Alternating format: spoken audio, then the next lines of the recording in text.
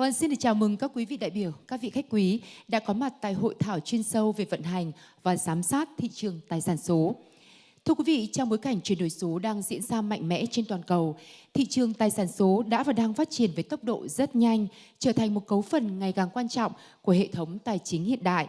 Từ tiền mã hóa, token hóa tài sản đến các nền tảng giao dịch và công nghệ blockchain, những mô hình mới này không chỉ mở ra cơ hội đổi mới sáng tạo mà còn đặt ra nhiều thách thức về quản lý, vận hành và giám sát thị trường. Thực tế cho thấy là sự phát triển nhanh hơn khung pháp lý, mức độ tham gia ngày càng rộng của các nhà đầu tư cá nhân cùng với các rủi ro liên quan đến minh bạch, an toàn hệ thống và bảo vệ nhà đầu tư đang đòi hỏi một cách tiếp cận bài bản, thận trọng nhưng kịp thời. Trong bối cảnh đó, việc xây dựng cơ chế vận hành hiệu quả và hệ thống giám sát phù hợp cho thị trường tài sản số không chỉ là yêu cầu cấp thiết đối với cơ quan quản lý mà còn là mối quan tâm chung của các tổ chức tài chính, doanh nghiệp công nghệ và cộng đồng nhà đầu tư. Chính vì vậy, với mục tiêu hiện thực hóa tinh thần nghị quyết số 57 về đột phá phát triển khoa học công nghệ, đổi mới sáng tạo và chuyển đổi số quốc gia, trong khuôn khổ chuỗi tọa đàm Khoa học công nghệ đưa Việt Nam bước vào kỷ nguyên mới, hội thảo chuyên sâu về vận hành và giám sát thị trường tài sản số đã được tổ chức vào thời điểm này nhằm tạo diễn đàn trao đổi chuyên môn, chia sẻ kinh nghiệm quốc tế, phân tích thực tiễn trong nước và thảo luận các giải pháp khả thi, góp phần hình thành nền tảng cho sự phát triển minh bạch, an toàn và bền vững của thị trường tài sản số trong thời gian tới. Và trước khi bắt đầu các nội dung chính của hội thảo, tôi xin được trân trọng giới thiệu diện của các vị đại biểu, các vị khách quý. Xin được chào đón diện của Đại tá Hoàng Ngọc Bách, trưởng phòng Cục An ninh mạng và Phòng chống tội phạm sử dụng công nghệ cao A05 Bộ Công an, cùng đại diện Cục An ninh Kinh tế A04 Bộ Công an. Xin được chào đón diện của bà Nguyễn Thị Việt Đức, trưởng phòng Phòng tổng hợp và hợp tác, Cục Phòng chống rửa tiền Ngân hàng Nhà nước. Xin được chào đón diện của ông Vũ Duy Hiền, Phó Tổng Thư ký kiêm Chánh Văn phòng Hiệp hội An ninh mạng Quốc gia. Và đại diện các đơn vị phối hợp cùng có Ủy ban Chứng khoán Nhà nước, VTV Digital, cùng đại diện các đơn vị đồng hành OKX Global và Tier, cùng sự diện của tất cả quý vị. Một lần nữa xin được trân trọng cảm ơn quý vị đã dành thời gian cho hội thảo ngày hôm nay. Và ngay bây giờ tôi xin được trân trọng giới thiệu và kính mời lên sân khấu ông Vũ Duy Hiền, Phó Tổng Thư ký kiêm Chánh Văn phòng Hiệp hội An ninh mạng sẽ lên phát biểu khai mạc cho hội thảo của chúng ta. Xin được trân trọng kính mời ông. Kính thưa quý vị, hội thảo hôm nay diễn ra trong bối cảnh Việt Nam đang từng bước hoàn thiện hành lang pháp lý liên quan đến tài sản số.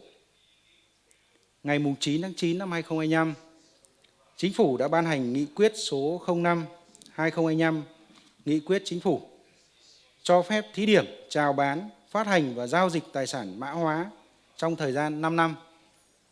Đây là bước đi quan trọng lần đầu tiên được đặt trong hoạt động tài sản số vào khuôn khổ pháp lý chính thức. Với yêu cầu rõ ràng về an ninh mạng, an toàn thông tin, bảo vệ dữ liệu, phòng chống rửa tiền và giám sát kỹ thuật. Kính thưa quý vị, tài sản số không chỉ dừng lại ở các dạng tài sản tài chính mới mà đang trở thành một trong những phần quan trọng của hạ tầng kinh tế số toàn cầu.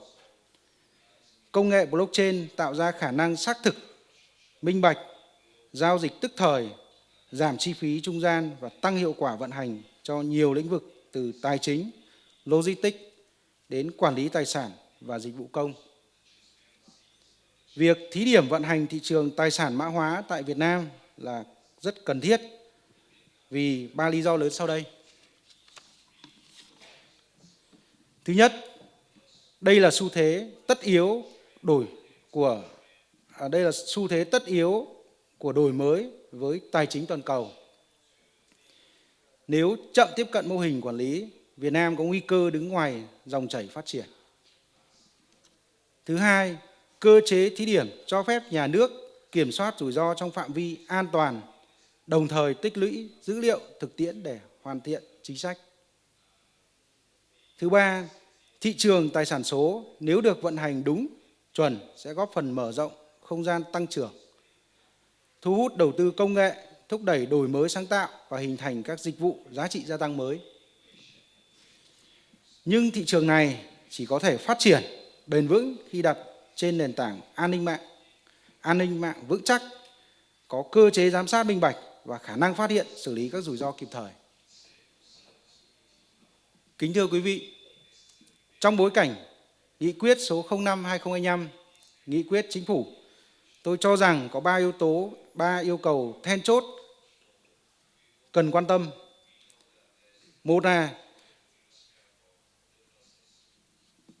đảm bảo an toàn, an ninh mạng cho toàn bộ chuỗi vận hành, bao gồm từ nền tảng giao dịch, lưu ký, quản lý khóa, quản trị rủi ro và bảo vệ dữ liệu người dùng. Hai là xây dựng cơ chế giám sát minh bạch và phản ứng nhanh, theo dõi dòng tiền, sức khỏe hệ thống, rủi ro thanh lý và các hành vi bất thường của thị trường. Ba là thúc đẩy các hợp tác trong nước và quốc tế nhằm học hỏi kinh nghiệm quản lý, chia sẻ mô hình vận hành và hiệu quả áp dụng vào điều kiện của Việt Nam. Vậy xin được trân trọng cảm ơn ông Vũ Duy Hiền, Phó Tổng Thư ký kiêm Chánh Văn phòng Hiệp hội An ninh mạng. Còn bây giờ thì chúng tôi xin được giới thiệu và chào đón lên sân khấu bà Vũ Trần Ái Tâm, Giám đốc Phát triển Kinh doanh OKX Global, là đơn vị đồng hành tổ chức sự kiện của chúng ta hôm nay. Xin kính mời bạn.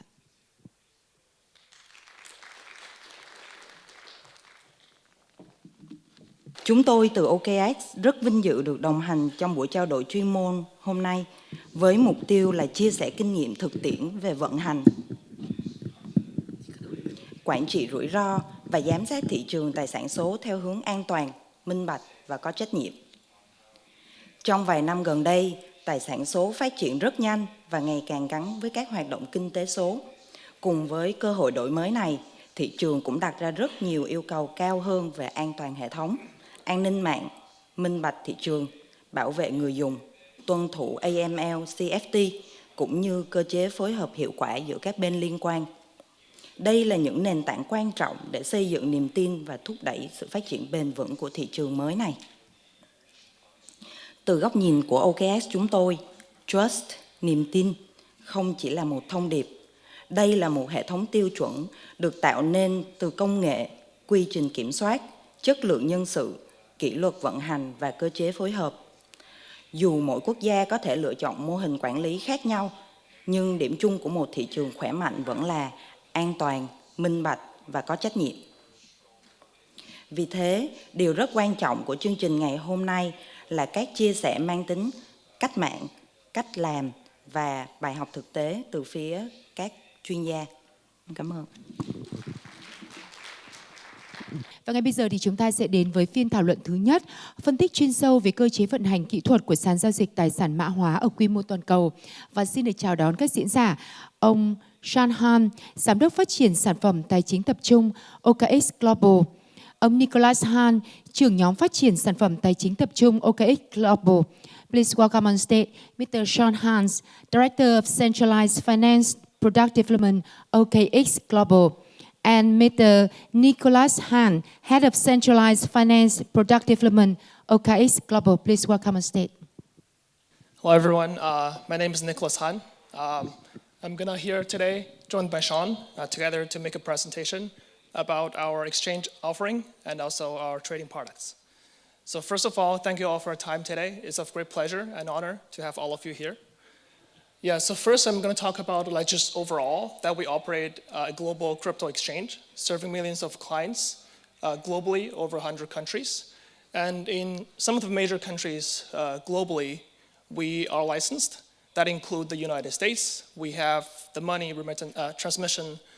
transmittance license in 48 out of 50 states in the United States. And also we were the first one getting the MiCA license in the European Economic Area. And that license enables us to serve the 30 EEA countries. And also we are licensed in Singapore and Australia. And in Singapore, we have a fully operational license that support the on-ramp and off-ramp of fiat currency. And also, we also have a license in UAE, and we've been working to get regulatory approvals and licenses in other countries as well. So next slide, please. Okay, so one of the most important thing, or the most important thing that we pay attention to is security. The security of our customer and of the customer's operations or the customer's activities they got involved with the exchange. That actually include twofold. On one end, it is about like how do we securely provide the financial services or the crypto-related services to our clients. And that would include from client onboarding. That includes, we all know there's KYC, there's anti-money laundering, there's anti-fraud, and there's anti-terrorism. And all the way to when they place their money onto our platform, how do we securely enable them to trade our platform? And there is also, this is the front end, and there's also the back end, how we build a state-of-the-art, secure tech ramp, so that, whenever there's a front-end need, whether it's financial products, it's client-facing, or it's compliance-related, it got supported by the tech stack we have. And we have very strong, what we call product management and engineering team, so that we build this platform so that the customer, not only their fund and trades are secured, but also like all of their activities involved with our exchange are secured. Okay, so next page, please. So I think this is the agenda page. So it's gonna be, our presentation is gonna be twofold. I'm gonna be talking about the first part about exchange and trading products, and then Sean will talk more about risk management resolutions. Next, please.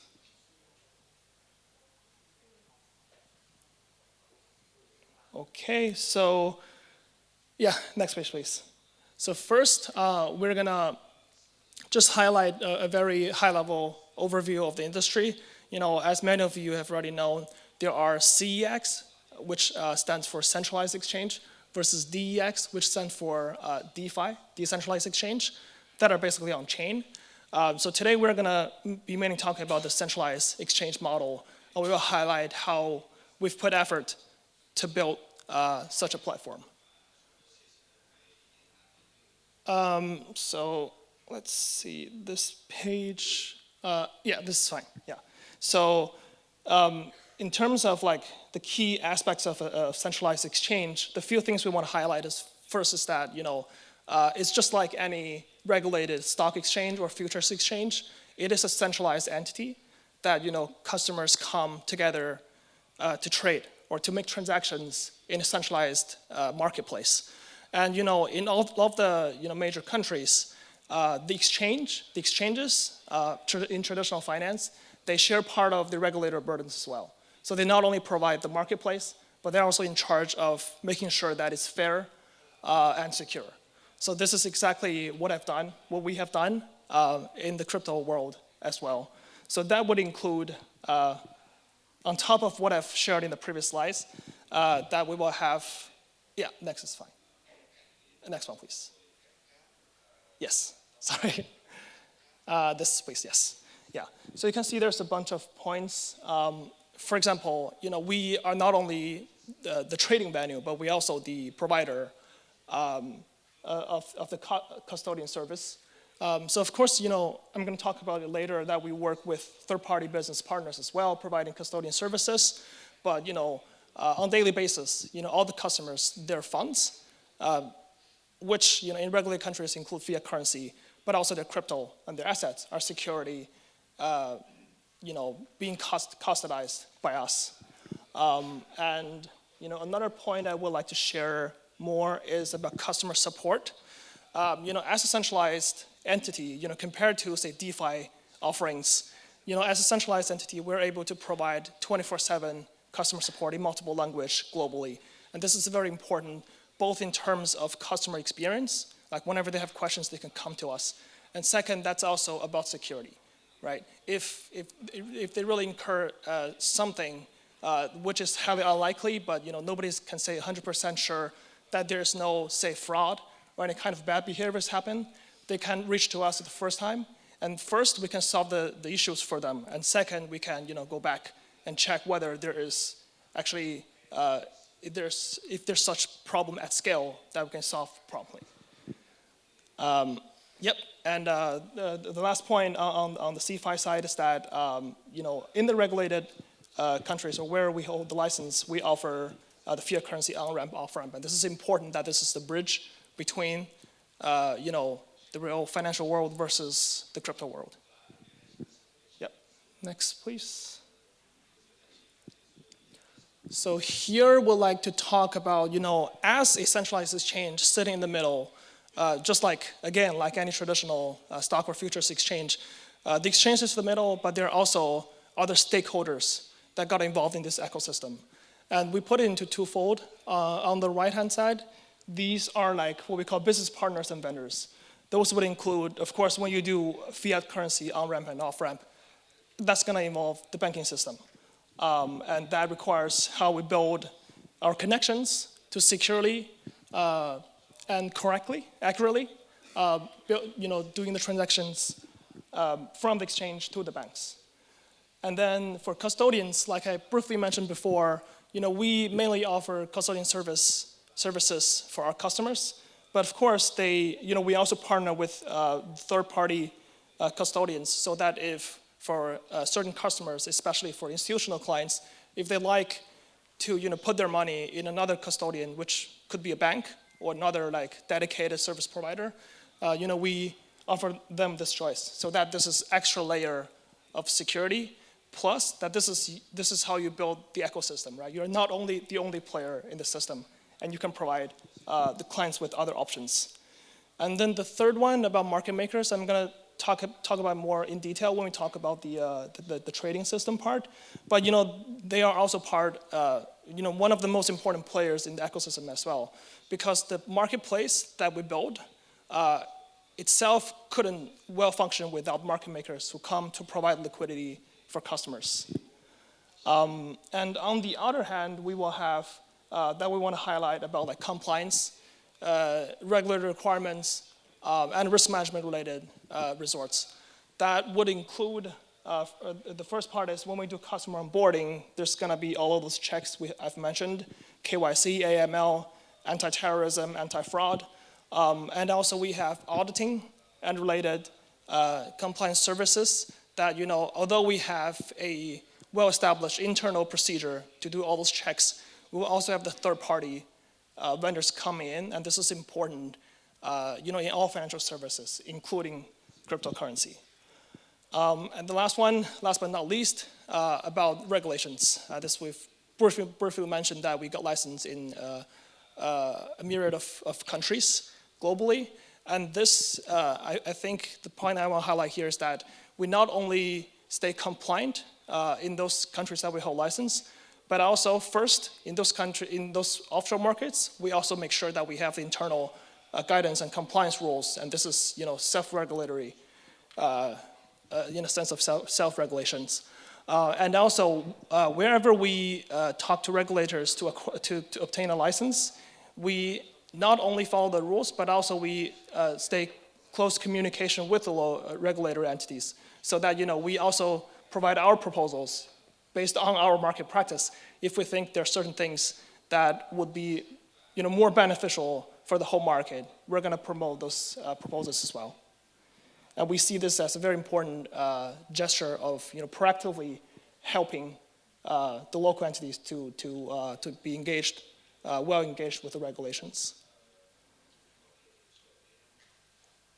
Okay, so I'm not going to go through all the detailed terms here, but you can see, again, this is also aligned with what I've talked about, that a customer's security or platform level compliance actually come twofold. One is for how to securely provide the financial services, and the back end is how to securely provide the tech stack. And you can see that there's a bunch of resolutions that we have that we provide when we serve the clients. Yep, I'll go to the next page. So then I'm going to talk about our product offerings. So next, please. Yeah. So this is just, we offer a spectrum of financial products or crypto-related trading products. And of course, just a disclaimer that it depends on local regulations, which product and at what level we can provide to the local clients.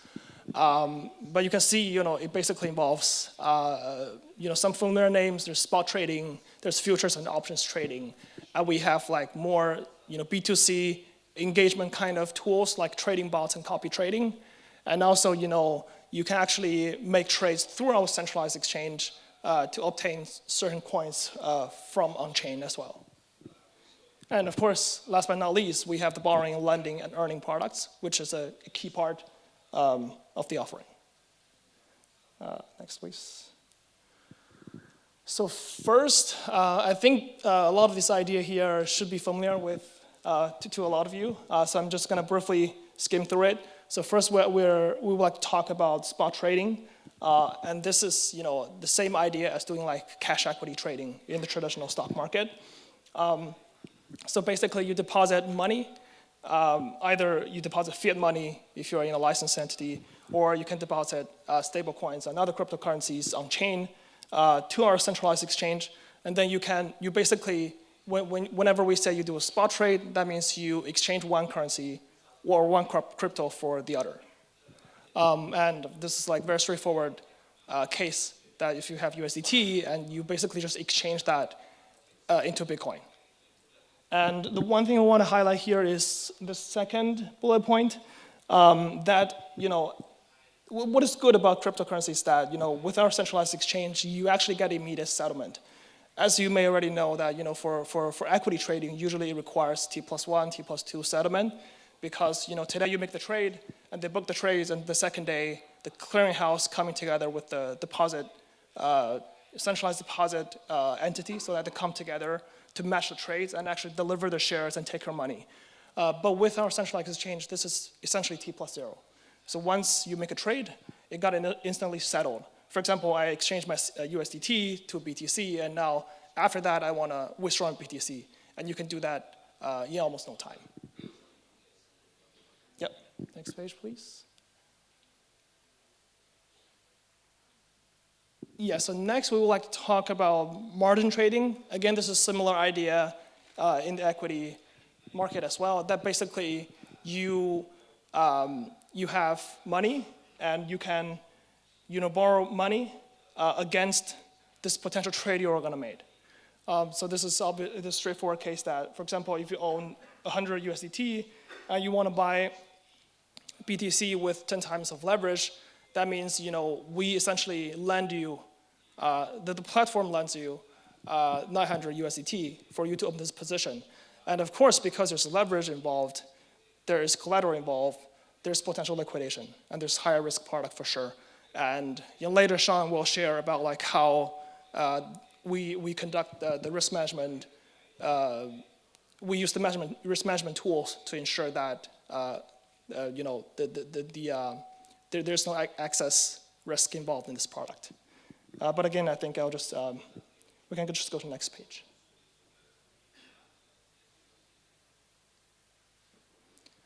Yep, so here we want to talk about futures. So again, we borrow the futures idea from traditional derivatives market. So again, this is it should be very straightforward to most of you. It's essentially a contract instead of ownership of the underlying asset. But, it saves customers the hassle of dealing with the underlying plus the settlement and everything. And they can actually just trade based on their view of the movement of the direction of the movement of the underlying. One thing we want to highlight here is the last point about funding fee or funding rate. This is an innovation of the crypto industry. So some of the pioneers of this industry, they created this innovative idea of having a perpetual futures or perpetual swap. So what it means verbatim is that it never settles, because usually futures will settle because the price needs to converge eventually to the price of the underlying, the price of the spot. But to better serve the customer's needs to continuous trading based on the directional view of the underlying, but many of them do not want it to get settled, because rolling the futures from near term to farther term, this requires more work and knowledge. So the early pioneers of industry, they came up with an idea of perpetual futures. That means it never settled. But the problem is that if it never settles, how would you ensure that the price will converge to the underlying periodically?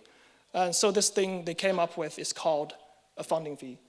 So essentially, for a given period of frequency, say every 8 hours, we will calculate the difference of the underlying versus the price of the perpetuals. And if there's a price difference, either the buy side will pay, either the long position will pay the short position, or the other way around. This is to make sure that the price will always, on average, converge to the underlying. I'll just give a very simple example. So if, say, I hold long position in a Bitcoin perpetuals, and the other side is holding the short position. And now, because a lot of people are trading, they really think the Bitcoin price is going to go up, and the perpetual price is higher than the underlying spot market. So what would happen is that for me to hold this futures position, this perpetual position, every 8 hours, I need to pay kind of the premium, the price difference between the underlying and the perpetuals. And that actually kind of give me incentive to close my position, right, to sell. Or on the other way around, for short positions, they see, oh, I can collect this payment. So I should be able to open more positions. So this creates more selling power to push the price to the underlying. So this is the basic mechanism. But of course, on platform level, we will have different proprietary calculation methods to make sure that this is robust against, say, potential hacks. Yep, so I wouldn't go through too much with this page because we've already covered most of it. One thing that we put in yellow is that, of course, whenever there's leverage involved, that means there's margin involved, and that means higher risk. We have, a spectrum of risk management tools that Sean is going to share later. Next page. Yep, later, next we're going to talk about order books and market making. So again, I think this is, so I'm trying to align the contents here. Yeah, this is about the order types. So I'm just going to briefly talk about this. This is actually very similar to traditional stock and futures market that, we offer, of course, the most fundamental order types, that is limit order and market order. For market order, you will get instant execution of a trade. And for limit order, you need to specify price. It's never going to be worse than the price you specify. For example, you want to buy, you specify, I want to pay 100K per Bitcoin.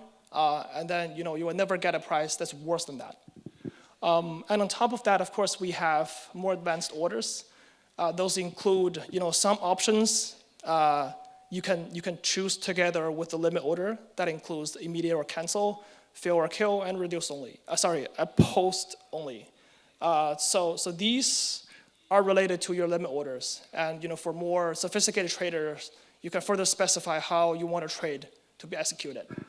And the other options, and the reduce only and OCO, so these are like options that you can attach to your existing order. And then the trigger, scale, and T-warp are like more advanced orders. So that enables you to place one order, but actually get multiple orders sent to the matching engine.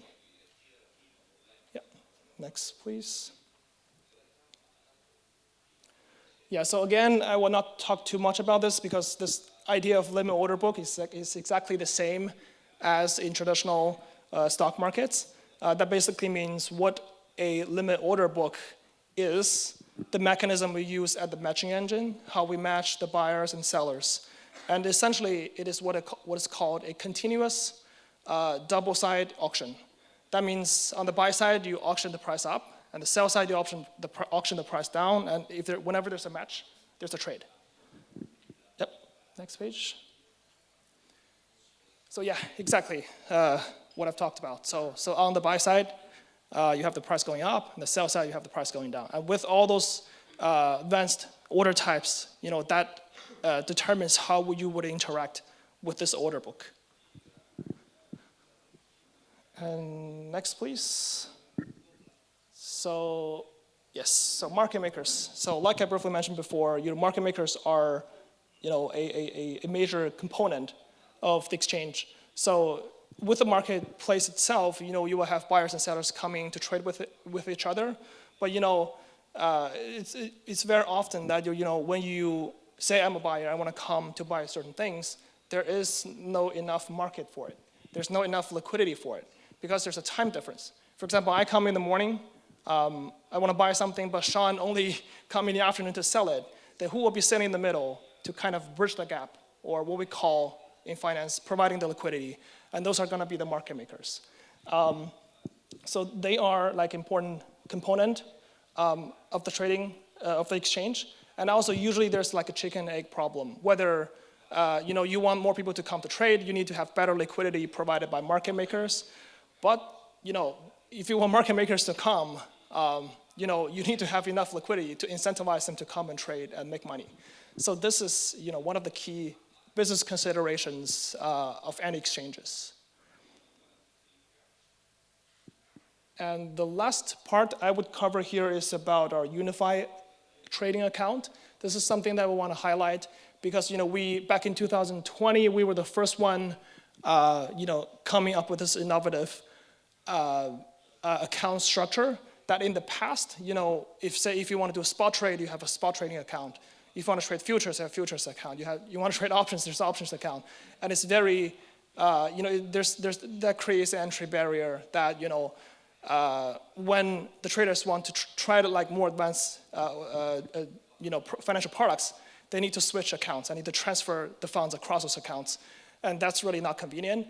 So back in 2020, we came up with this idea of unified trading account that we kind of, to put in a simple way, that we only have one account type. That's called unified trading account. But what is inside it is that we have different account modes, from the simplest to the most sophisticated. So say you're someone coming to the crypto industry, you only want to like buy and hold Bitcoin. So you should go with the simple mode.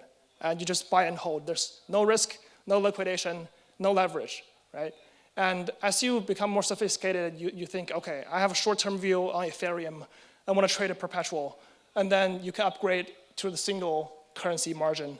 And then further to the multi-currency margin. The difference is between like how we kind of put like subcategories of our collaterals. That's the difference.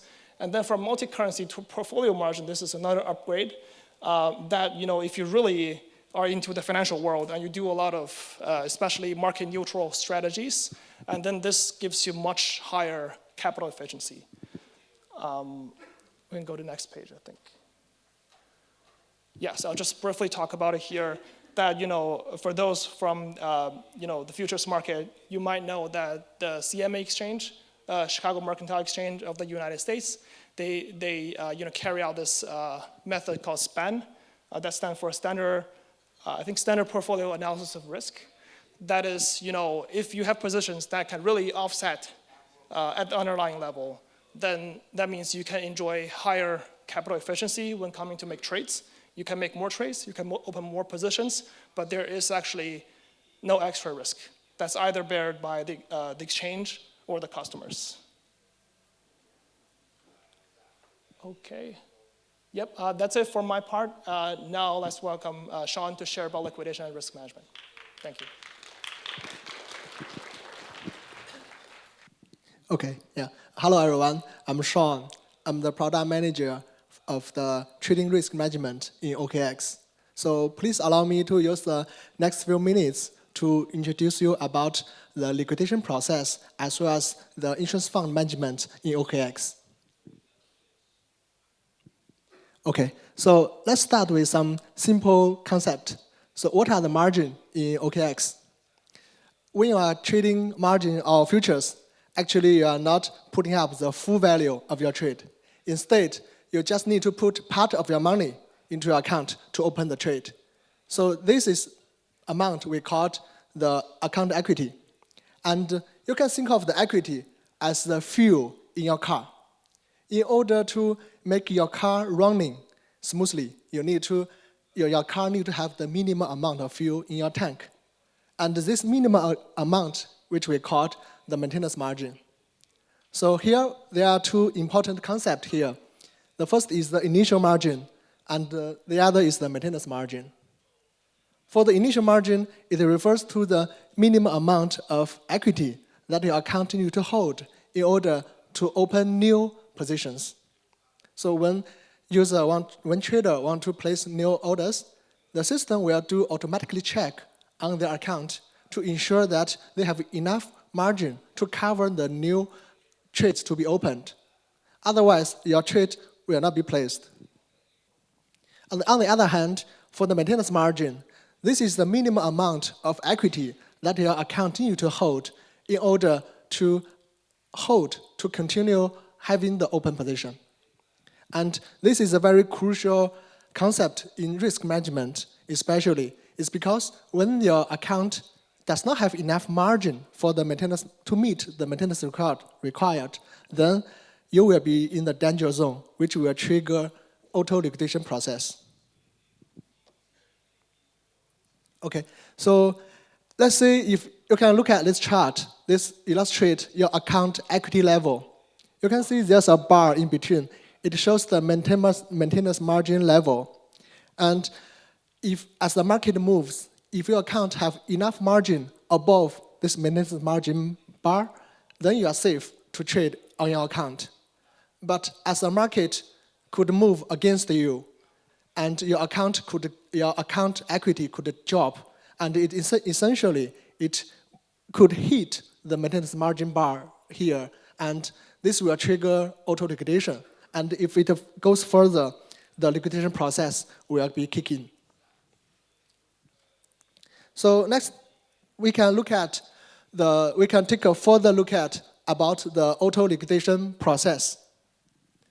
So most people think about the liquidation as the full loss of your money, full loss of your account, or even close all of the positions. But in advanced exchanges like OKX, this is not the case. OKX has well-developed and very complete logical liquidation process which follows those steps. The first is that we have the auto pre-liquidation alert before the liquidation threshold. This means that even before your equity drop to the liquidation threshold, the system will, there are several pre-liquidation thresholds so that the system will notify you. It's either the notification on your apps or your emails on your account so that the traders will be notified about their risky positions as well as their current level. This will give extra time for the trader to manage the risk by themselves. They can top up more margins. They can reduce their positions, or they can reduce their leverage so that the account can be back to the safety level. And if the market continues to go against you and your account may continue to drop, which will hit the maintenance margin level, at this time, the auto liquidation will kick in, and still the system will not start with closing your position. Instead, the system will first to do the order cancellation to avoid impacting your existing position. The reason behind is for the order cancellation, when there are opening orders in your account, these opening orders will occupy some of your available margin. And once the order has been canceled, all your available margin will be released from your orders and back to your account. This will further ensure the account can back to a more safer level. And at this time, system will do the risk check again. The risk engine will do the auto check again. And if your account is safe, then the liquidation process will jump out. So you are safe from the liquidation process. And besides, if the price further drop and the liquidation process will continue with the partial liquidation. The partial liquidation here refers to the risk system, the risk engine will automatically take just enough of your position to ensure your account come back to the safety level instead of canceling closing all of your positions. So here, you can think of you have a large position, and the system will do it on an iterative basis, try to reduce only part of your position, and the system will check your account safety level. If your account level back to the safety, then the risk liquidation process will jump out, and this will protect the traders from losing all of their assets. But in some extreme scenarios, in some worst case scenarios, that the price could go so volatile and drastically, And this may kick in the full liquidation process, where all of the position and assets will be liquidated and processed by the liquidation system. Okay, so here there are two scenarios about. So I want to introduce more about liquidation price as well as the bankruptcy price. So I have an example. So just now, as Nicholas has shared, we have offered different product lines. We have the spot margin, perpetual margin, option, etc. So here, let's say if we are opening a 10,000 worth of a position for Bitcoin and at the price of 100,000. Since you are using the 10 times leverage, you do not need to put all of your money to open the 10,000 position. Instead, you only need to put 1,000 of your own money, which we call the initial margin. And together with the maintenance margin equal to $100. So at this time, you are opening a new position with 100,000 at 10,000 of this position. If the BTC price drop to 91,000, and at this time, when the market hit the liquidation price, the auto liquidation will be triggered. So the impact on the trader will be the liquidation process, which we introduced just now, about the order cancellation, the partial liquidation, and the full liquidation. Therefore, if the price drops so quickly that the price could even drop to 90,000 of the BTC price, and in this case, all of your margin are used up, and because you lose all of the margin, or all of the value of the collateral in the position, and in this case, all the margin has been completely exhausted, and the position will be fully liquidated, and it could also result in the bankruptcy status. So that's why the 90,000 here refers to the bankruptcy price. Okay, so I will also share this process in a diagram, which you can show on the left side. Basically, you can see for an open buy position, the liquidation price is a bit higher than the bankruptcy price, because the liquidation price is where your account equity hit the maintenance margin, while the bankruptcy price indicating your account equity back to zero for this position. But this is not the end of the story, because OKX has set up an extra safety net, which we call insurance fund, or we call the security fund, to further protect the traders against the bankruptcy loss. So here, just now we introduced about the concept of bankruptcy, which is the price your equity get to zero in your position. But there are some cases that the market moves so quickly, and your account could even result in negative balances. And in this case, the insurance fund will come in to compensate or to top up the difference. So insurance fund is very, very important as the extra safety net to protect the traders against any bankruptcy loss, so that the negative balance will be top up and the traders can continue to trade on OKX. And on the other hand, the winning side can always make sure they can cash out their profit from the market. So OKX has set up the insurance fund based on each business line. We have for margin, expiry futures, perpetual futures, and options. And for each of the business line, OKX has the most granular level of the insurance fund pool for each currency. For example, we have the insurance margin pool for BTC margin, for ETH margin. We also have the insurance fund pool for USDT swap, etc.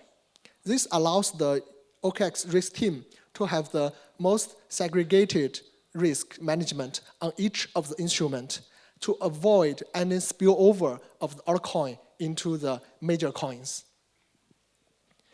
Okay, and also OKX has adopted real-time monitoring of this insurance fund management. So in case there's any abnormal movement or any abnormal loss, bankruptcy loss in the insurance fund, the OKX risk team will receive the real-time alert and to protect the insurance fund against abuse and against any malicious activities that could exploit our insurance fund.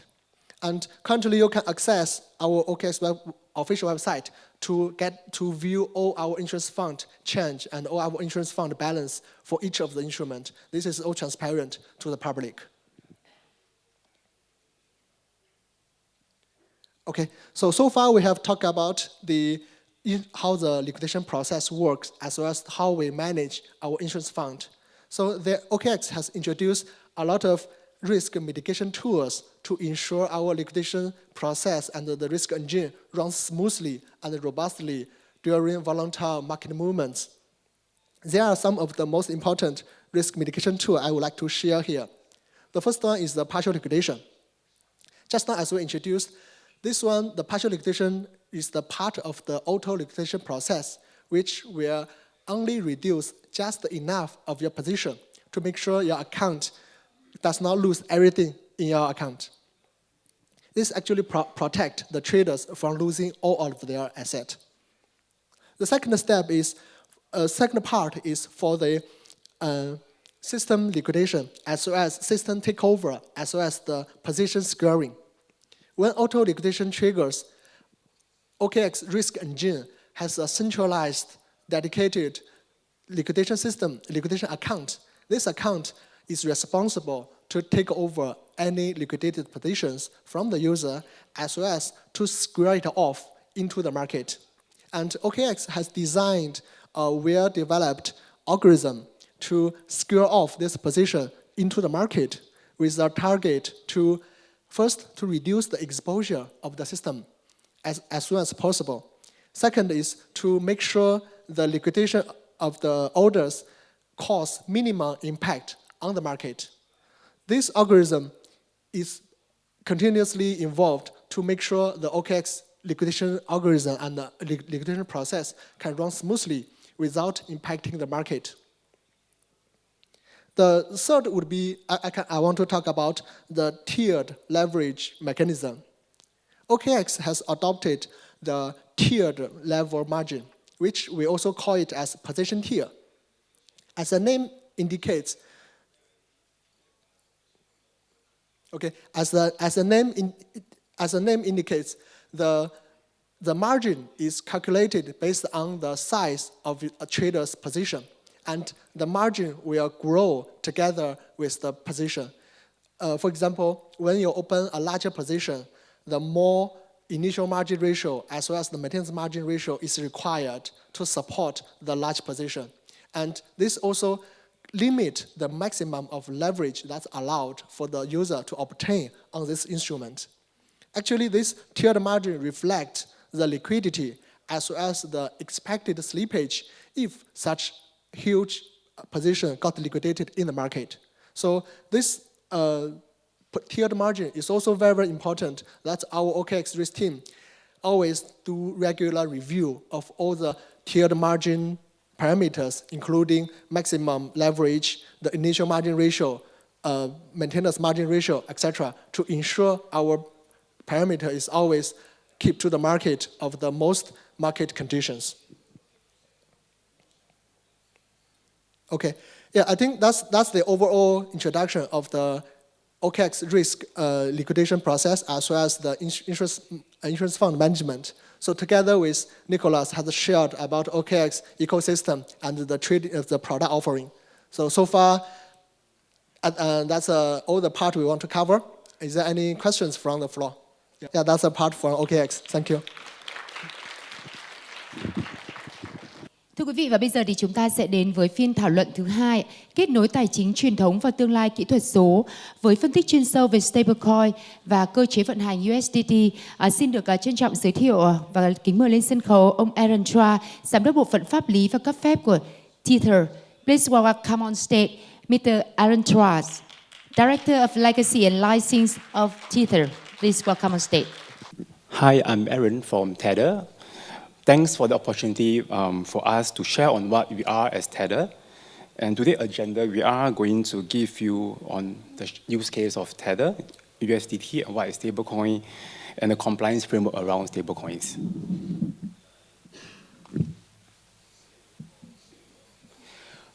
Yep. So Tether was founded in 2014 with a simple use case, enabling people without access to traditional banking services to use fiat currencies digitally by converting them into digital assets through intermediaries and then into digital currencies for transactions. So fast forward today, USDT has a total reserve assets of US 186 billion, with a total circulation of 174 billion of USDT in circulation. And globally, we have more than 520 million users having USDT. And Tether, as of Q3 2025, ranks 17th among US Treasury holders. If Tether was a country, we are 17th in position globally.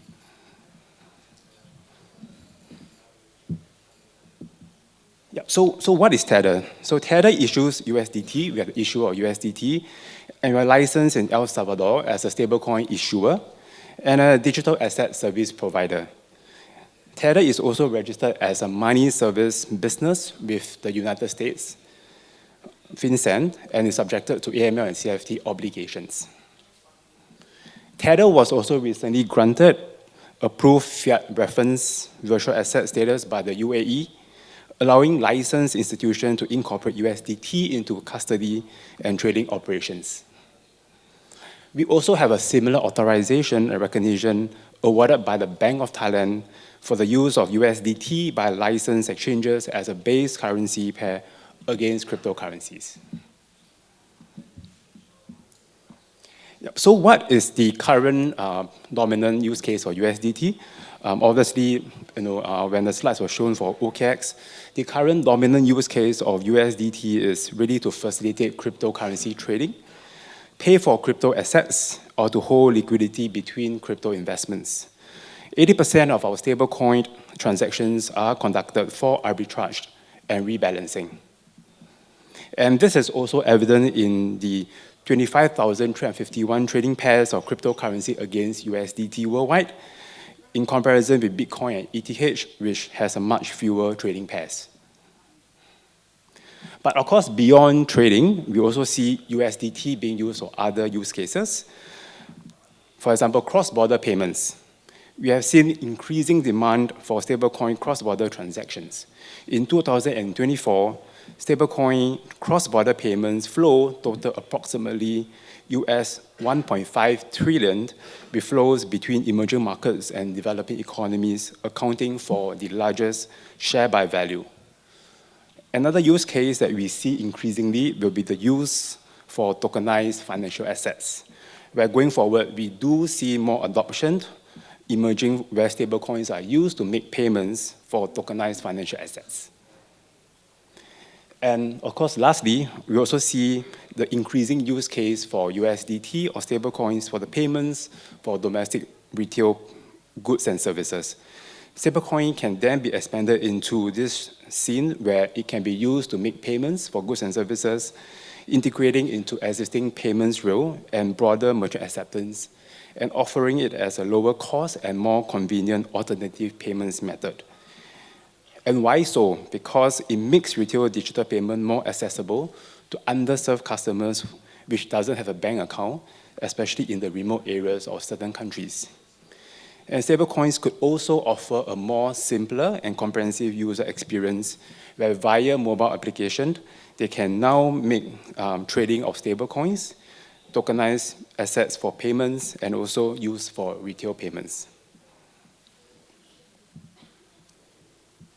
Yeah, next slide. So at Tether, given that USDT is used and traded globally, it's really essential for us as organizations to proactively engage with regulators across the countries to foster an open and transparent dialogue on their concerns. We, as a regulatory affairs team as Tether, has over the last 12 months engaged with 45 and more countries on various matters to ensure continuous open communication between Tethers and the regulatory bodies. So next up, I will share a bit of stablecoin designs. So what is defined as stablecoin? The definition of stablecoin adapted by the Financial Stability Board is a type of crypto assets that is designed to maintain a stable value relative to another asset, or a basket of assets, and may be collateralized by assets such as currencies, commodities, or other crypto assets, all supported by algorithmic means. The Financial Stability Board further classifies stablecoins into two categories. One is asset-linked stablecoin, algorithmic stablecoins. Asset-linked stablecoins can also then be further differentiated into three subcategories, one of which is currency-linked stablecoin. For example, USDT, we have currency-linked stablecoin. We have commodities-linked stablecoins. And the last, crypto asset collateralized stablecoins. And of course, last but not least, algorithmic stablecoins, which are stablecoins that tends to maintain a peg without a collateralized backing and adjust the supplies and demand based on a smart contract-based algorithm. But increasingly, what we have been seeing worldwide in financial regulators is taking the varying approach and at various stages in regulating only currency-linked stablecoins. And approaches that most financial legislators take would be one of the four categories. One is instituting a new bespoke framework for the issuance of stablecoin. For example, in Hong Kong, they have the stablecoin ordinance. Or the second category is to adjust the existing financial product laws by applying different approaches, for example, Australia. And the third is to classify stablecoins as a security in Canada. Or, of course, the last is to entirely prohibit stablecoins from being issued in the country. But also, that said, we have seen a noticeable trend towards recognizing the limitation of applying existing regulatory framework unless there is a material adjustment to the existing regulatory framework, given stablecoin has its own unique risk and characteristic. And increasingly, we also see stablecoins being treated as a payment instrument, and countries like the EU, Japan, and Hong Kong have also aligned them more closely towards e-money.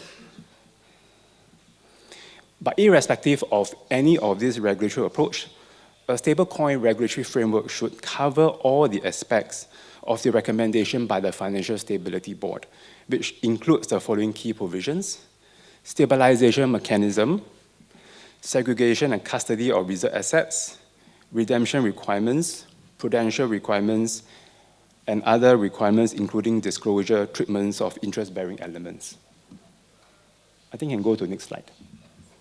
Yeah, so I wouldn't touch too much on all this, but as I mentioned, there are a total of 4 key provisions: stabilization mechanism, segregation and custody of reserve assets, redemption requirements, prudential requirements, and other requirements. So these are all the elements that forms a robust stablecoin mechanism or framework that we see that most countries adopts, or at least a Financial Stability Board recommends for countries to adopt. Next slide. And of course, the most, I guess, the famous Genius Act that has been legislated and introduced in 2024 by the US government, it introduces a bespoke framework for the issuance of currency-linked stablecoin. And the Genius Act as a legislation covers all the key provisions mentioned in the previous slide, including the treatment of overseas issued stablecoins offered into the US market. Okay, next I'll touch briefly about what is issuance and what is redemption. But let me go into the stablecoin issuance arrangement. So various elements of stablecoin issuance arrangement should always include issuance, redemption, and also lastly, stabilization of the value of stablecoins. And what is issuance? Issuance is the process of first recording a stablecoin on the distributed ledger and assigning the stablecoin to a digital wallet address. But however, to ensure a one-to-one fiat currency to stablecoin ratio, the issuance of stablecoin can only be done when there is a receipt of one equivalent fiat currencies. In the case of USDT tethered as an issuer, we must first receive one USD from the user before one USDT can be issued and sent to the user address. But of course, before Tether requires a user to send one USD, the user must first establish an account with Tether. And this requires the typical standard customer due diligence process, where we require the user to provide their personal information and documentation, and we need to verify the documentation, and compliance check will be performed, of course, on the beneficiary address and on the originating payment account before we do the transfer in for the purpose of minting. And then once the USD is successfully transferred to Tether, one USDT will then be minted and sent to the beneficiary address. Okay, and then what is redemption? So redemption is a process by which a holder of the stablecoin can return it to the user in exchange for fiat currencies. The method of executing a redemption starts from the point at which the holder makes a formal request to redeem the stablecoin to the point at which the payment order for the redeemed stablecoin has successfully been submitted to the holder's desired account. And hence, a comprehensive redemption framework would incorporate the following elements. What constitutes a valid redemption request? Of course, in Tether, what constitutes a valid redemption request is when the user is successfully onboarded with Tether and when there's no compliance concerns. Disclosure of fees involved in the redemption, and the fees must be reasonable. In some financial legislation, they look at a markup based on the operational costs of doing the redemption. Disclosure of the timeline to fulfill a valid redemption request with clear disclosure of the point at which the timeline starts and ends. And also the denomination of the redeemed fiat currency must always be respective reference currency of the stablecoin. And of course, any disclosure of any other conditions involved in the redemption, and of course, the condition must be reasonable.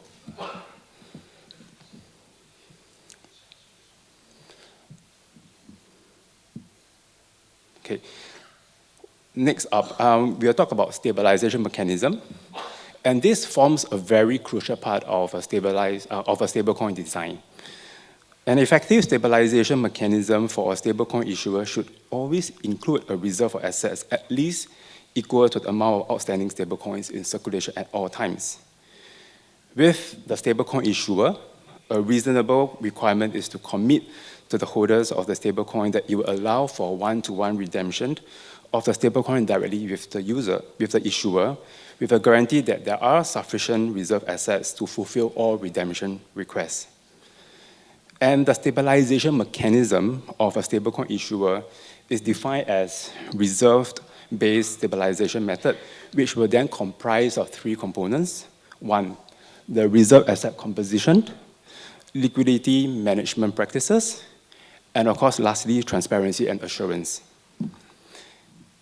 Other than the commitment by the stablecoin issuers of a one-to-one redemption of a stablecoin directly with the issuer, it is also important for the secondary market to produce a price stabilization effect to ensure that the price of the stablecoin that is traded, bought, and sold in the secondary market without the interaction with Tether as the primary issuer, that the holder can still get back one-to-one at PEC.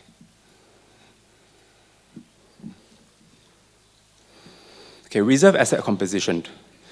The stablecoin issuer should always maintain a reserve asset comprising of high quality, high liquid, short-term assets, ensuring that the reserve assets are effectively callable at par at all times.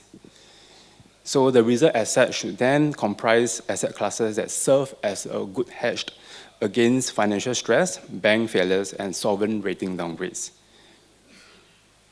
And lastly, to further mitigate the risk of asset classes falling below par value due to market conditions, it would also be ideal or essential to over-collateralize your reserve assets. So you have actually more reserve assets than what is in circulation.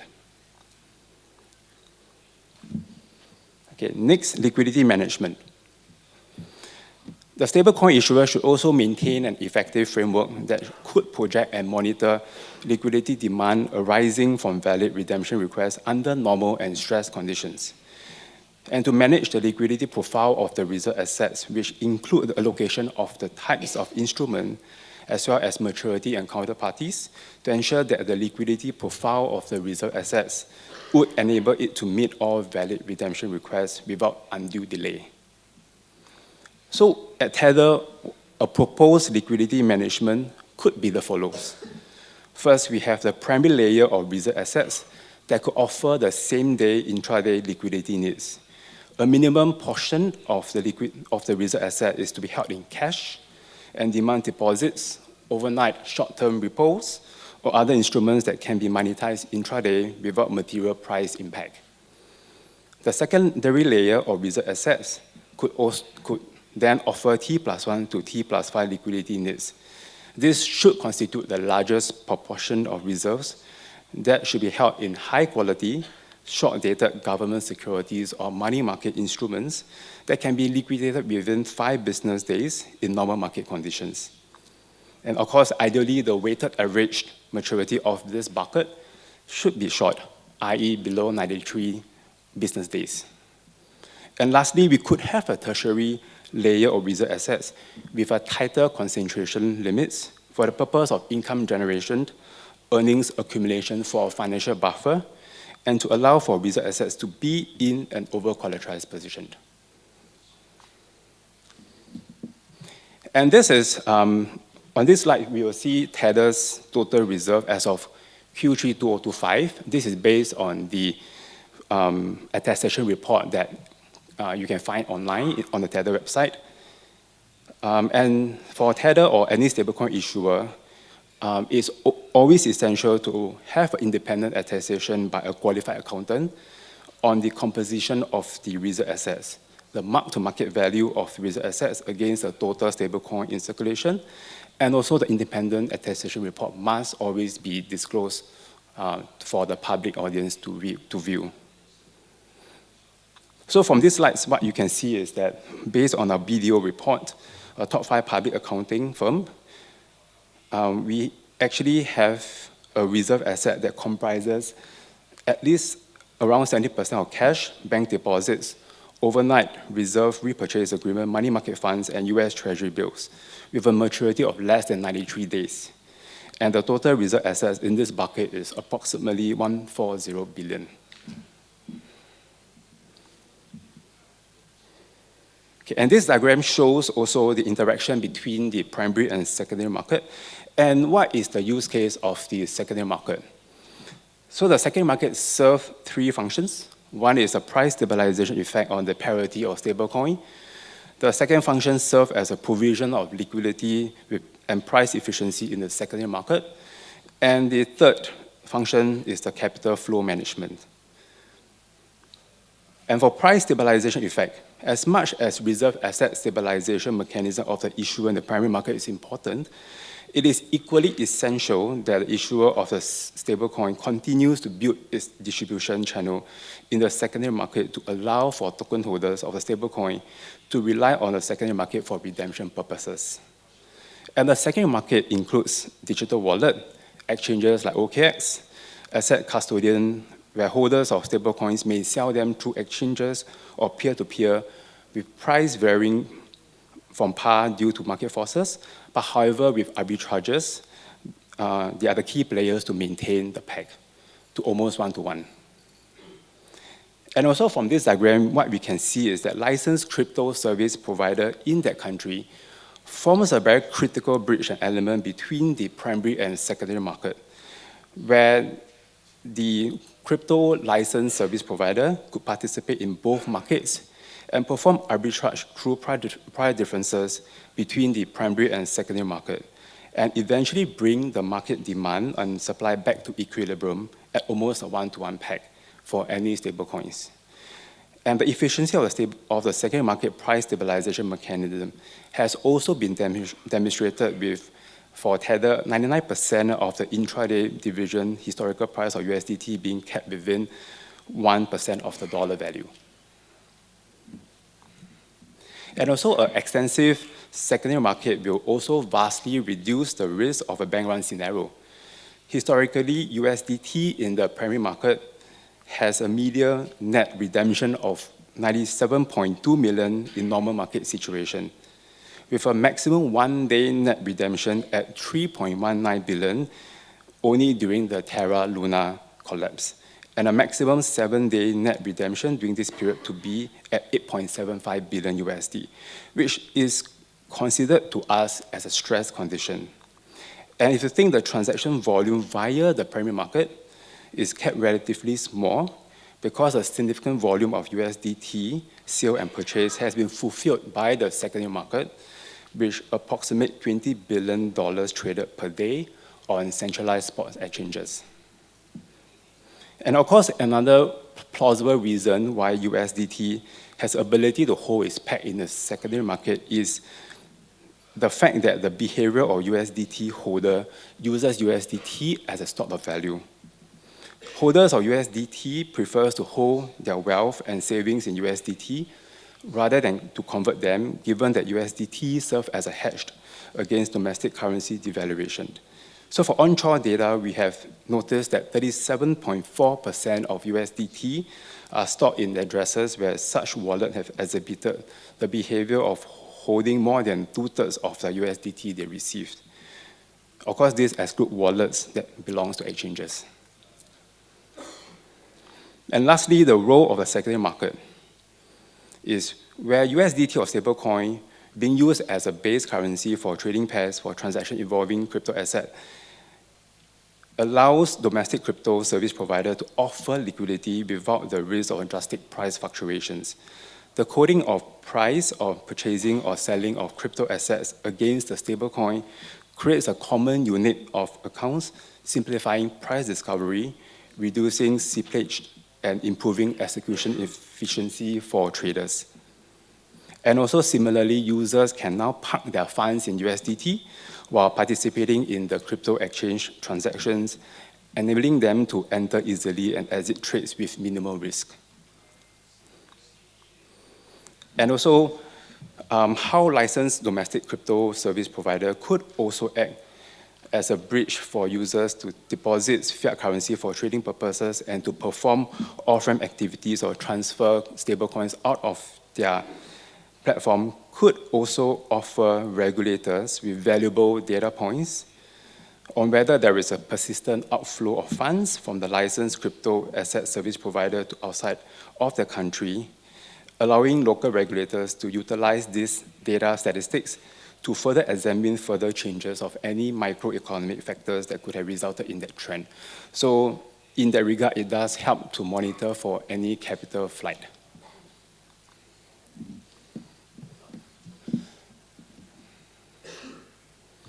Okay, and lastly, we have touched a bit about compliance program in Tether.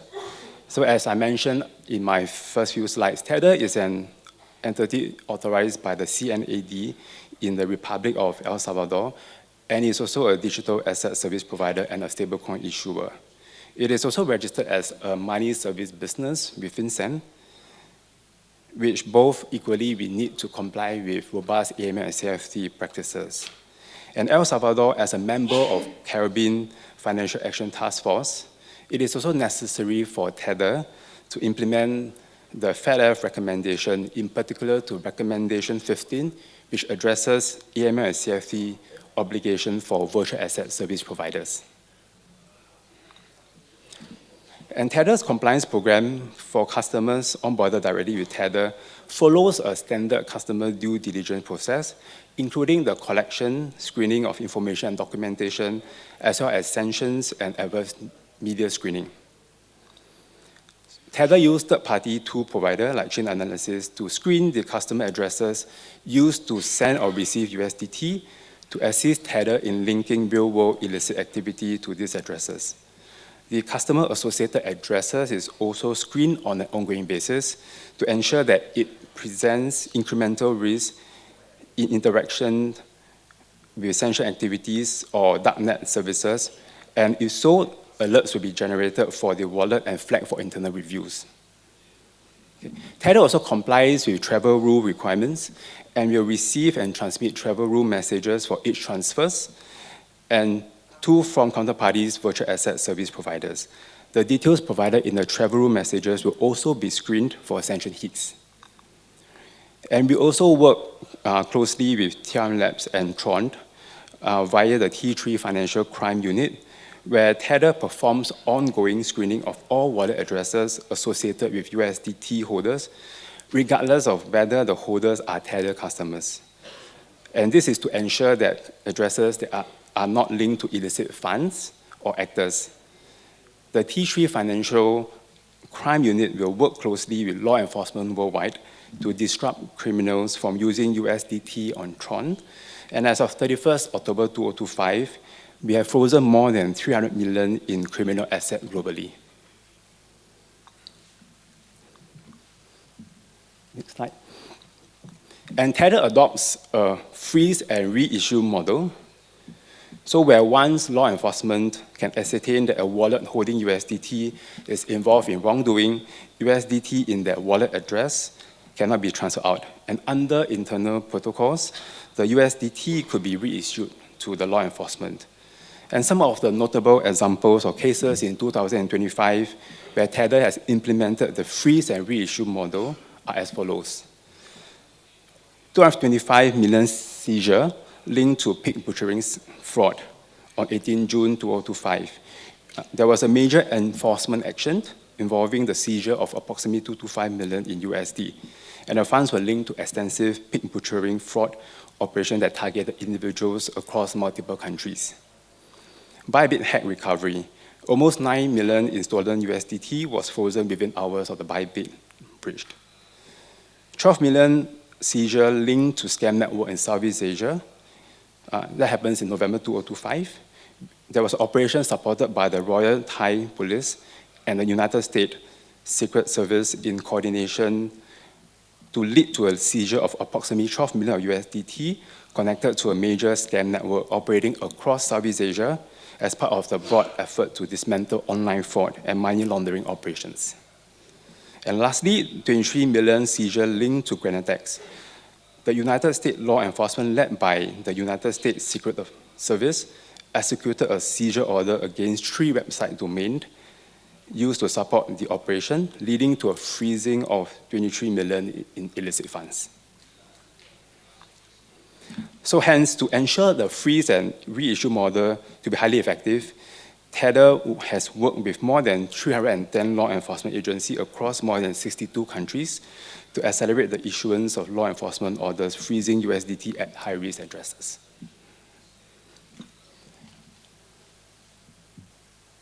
Yeah, I think I skipped through this. The next slide.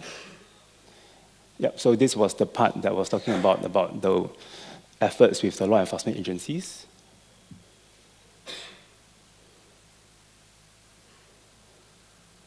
Yeah, so I think that brings me to the close of the sharing, and I hope that it has been beneficial to the overall understanding of the regulatory governance mechanism of a stablecoin issuer, and the importance of how the entire digital asset ecosystem can work together to support the robustness of a stablecoin issuance business.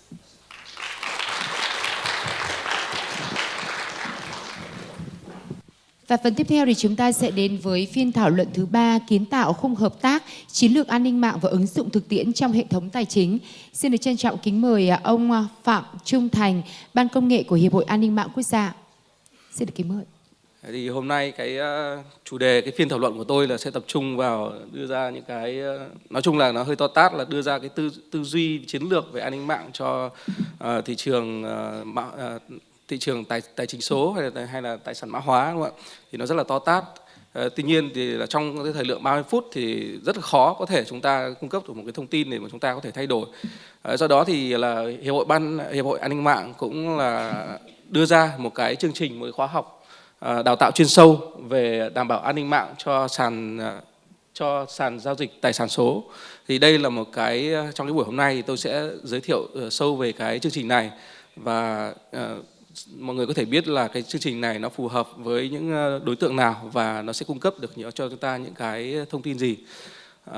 Xin nhờ chuyển slide giúp tôi ạ.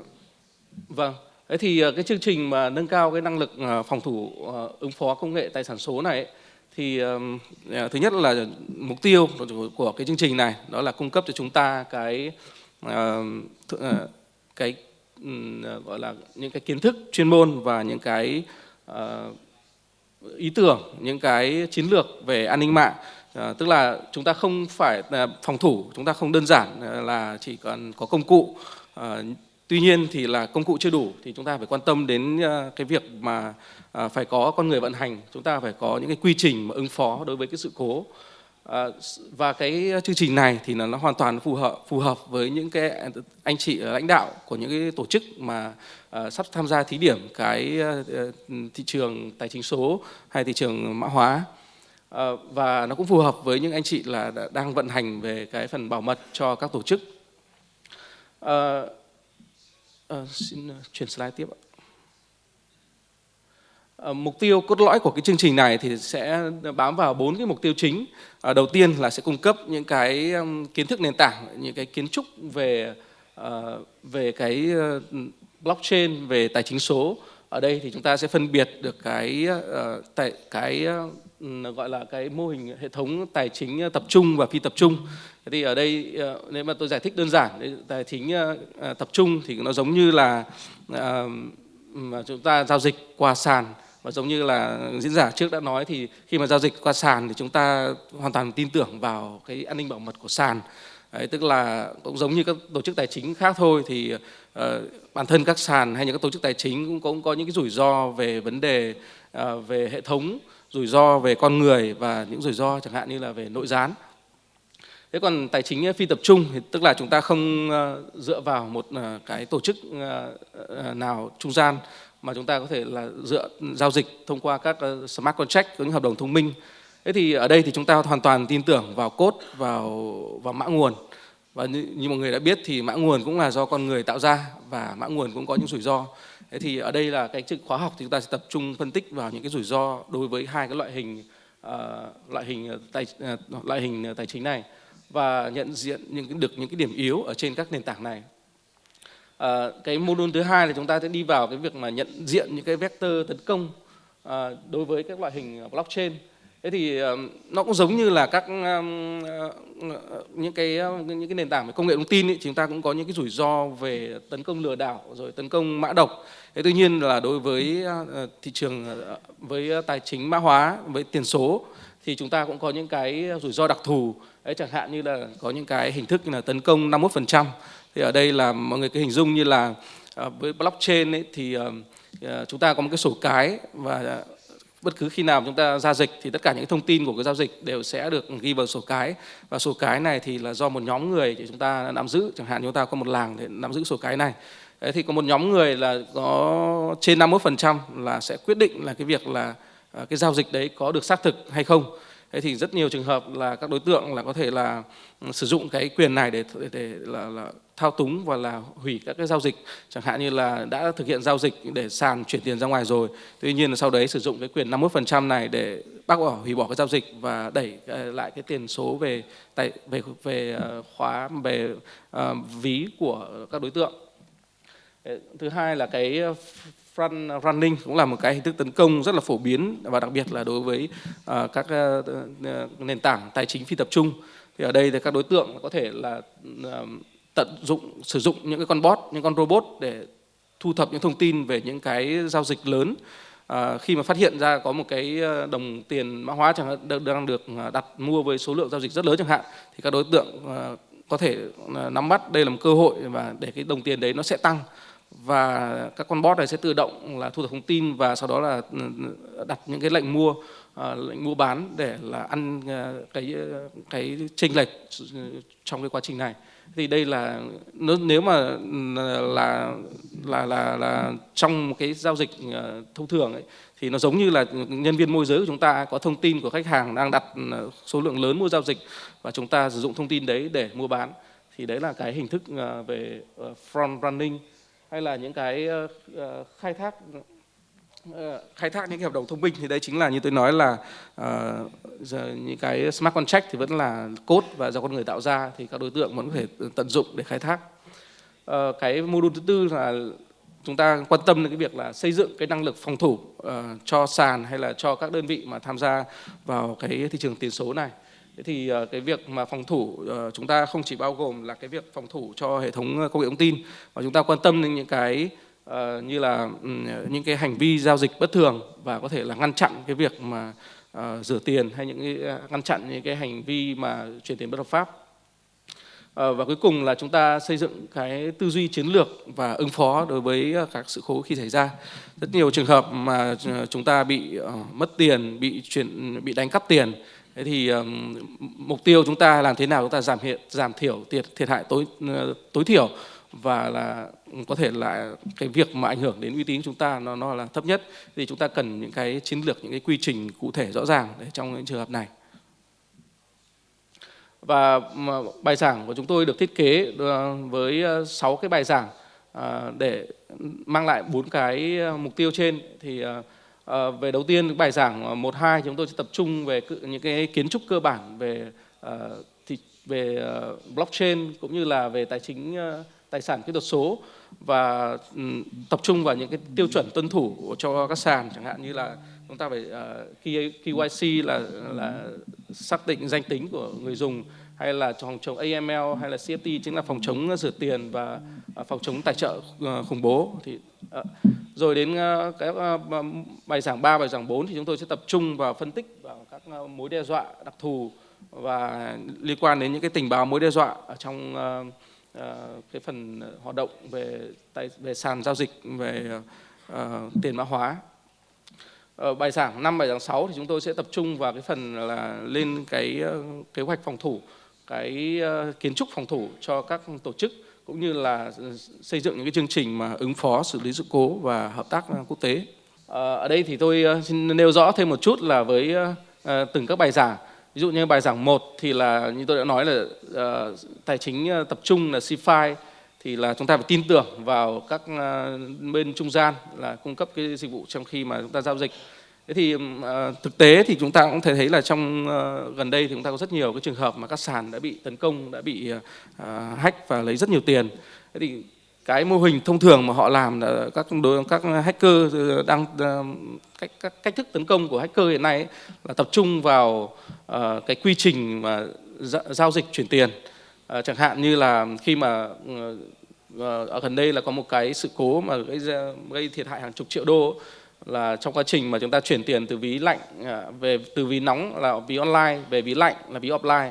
Thế thì nạn nhân đã bị cài đặt một cái mã độc mà khi mà chúng ta copy cái địa chỉ ví vào trong khi để ví đích để chúng ta chuyển tiền, thì cái mã độc này sẽ tự động thay bằng cái địa chỉ ví của các đối tượng này, và khi mà chúng ta thực hiện chuyển tiền thì tiền toàn bộ đã bị chuyển về ví của hacker. Thế còn DeFi thì là cũng có rất nhiều những cuộc tấn công mạng đã xảy ra, gây ra mất mát thiệt hại đối với cái mô hình tài chính phi tập trung. Chẳng hạn như là liên quan đến mã nguồn của smart contract, có những cái lỗ hổng mà chúng ta thường thấy, chẳng hạn như là những cái lỗi như là giao dịch trước nhưng mà sau đó cập nhật thông tin tài khoản. Thì mọi người hình dung là như khi tôi rút tiền rồi nhưng mà nó sẽ có một cái độ trễ về cập nhật thông tin về tài khoản, và hacker tận dụng những cái lỗ hổng này và đã thực hiện liên tục những cái rút tiền và dẫn đến cái thiệt hại rất lớn cho sàn. Đấy, thì đấy là những cái ví dụ thực tế đã xảy ra và gây thiệt hại rất nhiều tiền. Và trong bài giảng số 1 thì chúng ta cũng quan tâm đến cái việc là bảo vệ cốt lõi của cái sàn giao dịch tập trung. Khi mà chúng ta phân bổ tài sản tối ưu giữa ví lạnh và ví nóng như thế nào, chúng ta áp dụng những công nghệ là chia nhỏ chữ ký, và một giao dịch chúng ta phải cần nhiều chữ ký để đảm bảo cái tính bảo mật, cũng như là khi về kiểm soát người dùng thì chúng ta cũng có những cái biện pháp về xác thực đa yếu tố, xác thực nhiều lớp, và chúng ta đưa ra những cái danh sách địa chỉ rút tiền uy tín. Sang cái bài giảng thứ 2 thì sẽ là tăng cường tuân thủ trong quá trình chúng ta tham gia vào cái thị trường tiền mã hóa này. Thế thì chúng ta có tổ chức FATF là tổ chức quốc tế mà họ đưa ra những chuẩn mực về phòng chống rửa tiền và phòng chống tài trợ cho khủng bố. Thì khi mà chúng ta tham gia, chúng ta phải tuân thủ những nguyên tắc và phải tuân thủ theo cả những cái lệnh trừng phạt quốc tế của những cái đơn vị.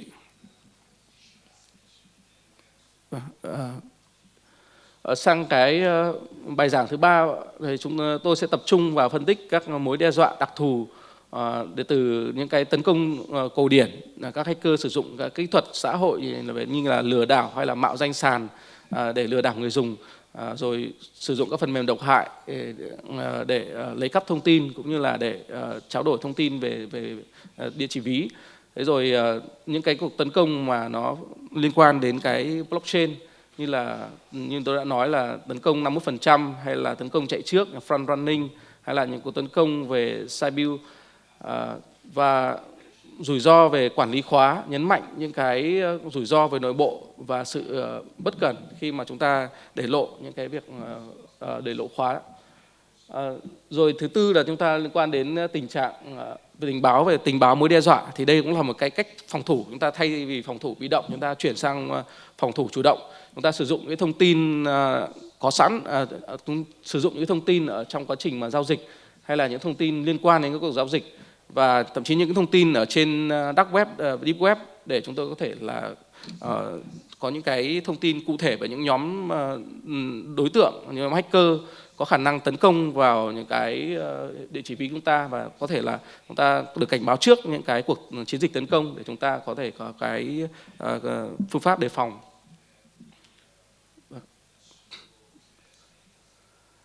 Rồi và về sang hai cái bài giảng cuối cùng là bài giảng về phòng thủ và ứng phó sự cố. Thế thì ở đây chúng tôi muốn nhấn mạnh là chúng ta cần phải phòng thủ, chuyển đổi cái tư duy từ phòng thủ bị động sang phòng thủ chủ động. Tức là trước đây thì chúng ta phòng thủ, chúng ta giám sát 24/7, rồi chúng ta sử dụng các phần mềm bảo mật hay là các thiết bị bảo mật.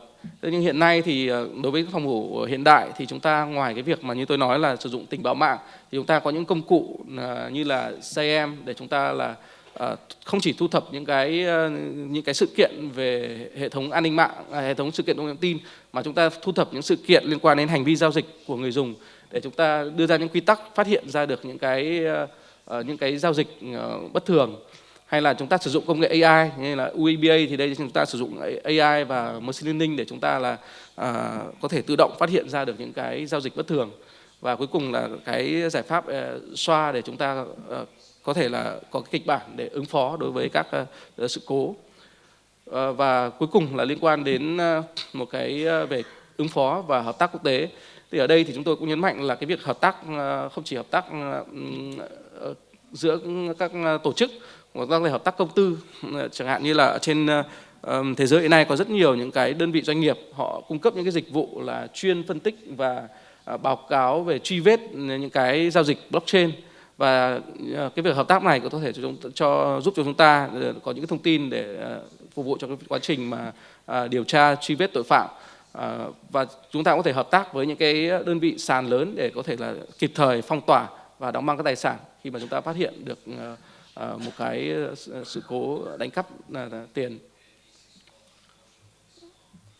Và cuối cùng thì trên đây thì chúng tôi đã trình bày về 6 cái bài giảng, 6 cái module, 4 cái mục tiêu về cái chương trình đào tạo về an ninh mạng cho các tổ chức, cho các lãnh đạo mà chúng ta sẽ tham gia thí điểm vào cái thị trường tài chính mã hóa. Thế thì mục tiêu của an ninh mạng của NCA là chúng tôi không chỉ cung cấp kiến thức cho mọi người, mà chúng tôi là luôn cam kết đồng hành với các tổ chức, các doanh nghiệp trong cái công việc mà bảo vệ an ninh mạng của quốc gia. Vâng, tôi xin cảm ơn ạ. Và ngay bây giờ thì chúng ta sẽ đến với tọa đàm những bài học chiến lược về hợp tác xây dựng nền tảng giao dịch tài sản mã hóa tại các thị trường trên thế giới. Xin được mời ông Hoàng Cước Lê đến từ VTV Digital sẽ điều phối phiên tọa đàm này, và xin mời các diễn giả tham luận. Xin được trân trọng kính mời ông Vũ Duy Hiền, Phó Tổng Thư ký kiêm Chánh Văn phòng Hiệp hội An ninh mạng Quốc gia. Xin được kính mời ông Hoàng Quốc Nam, Trưởng Bộ phận Phát triển Kinh doanh OKX APAC.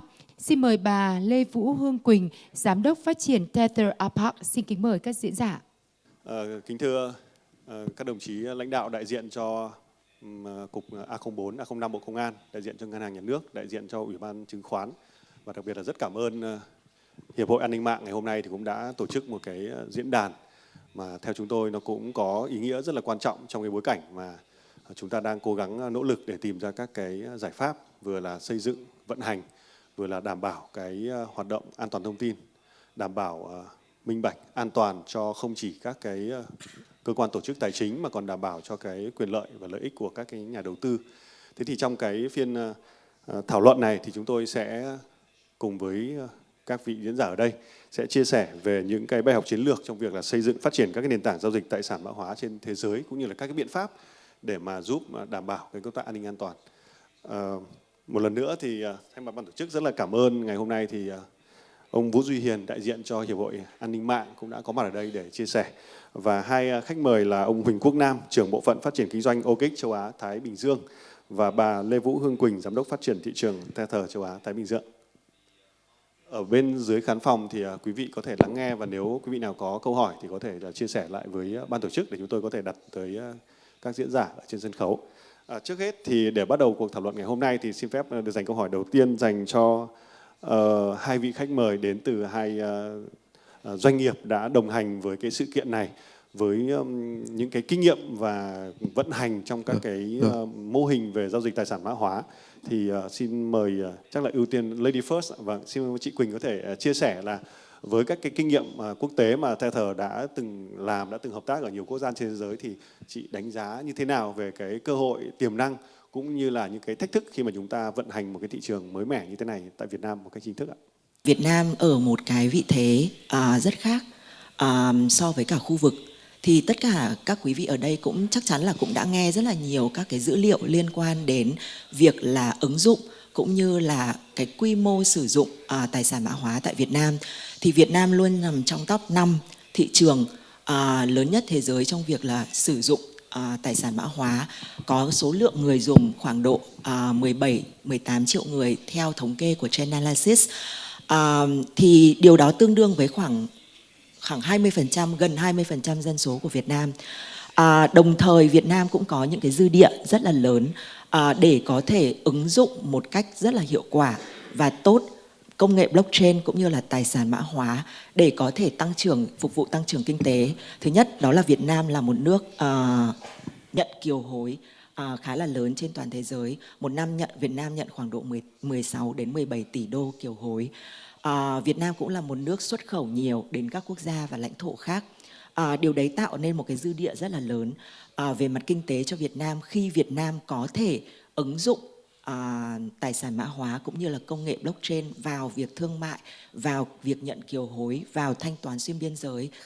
Thì với vai trò là một nhà phát hành stablecoin thì tôi tin rằng là đây chính là một cái xu hướng trong tương lai, trong khoảng 2 đến 3 năm tới.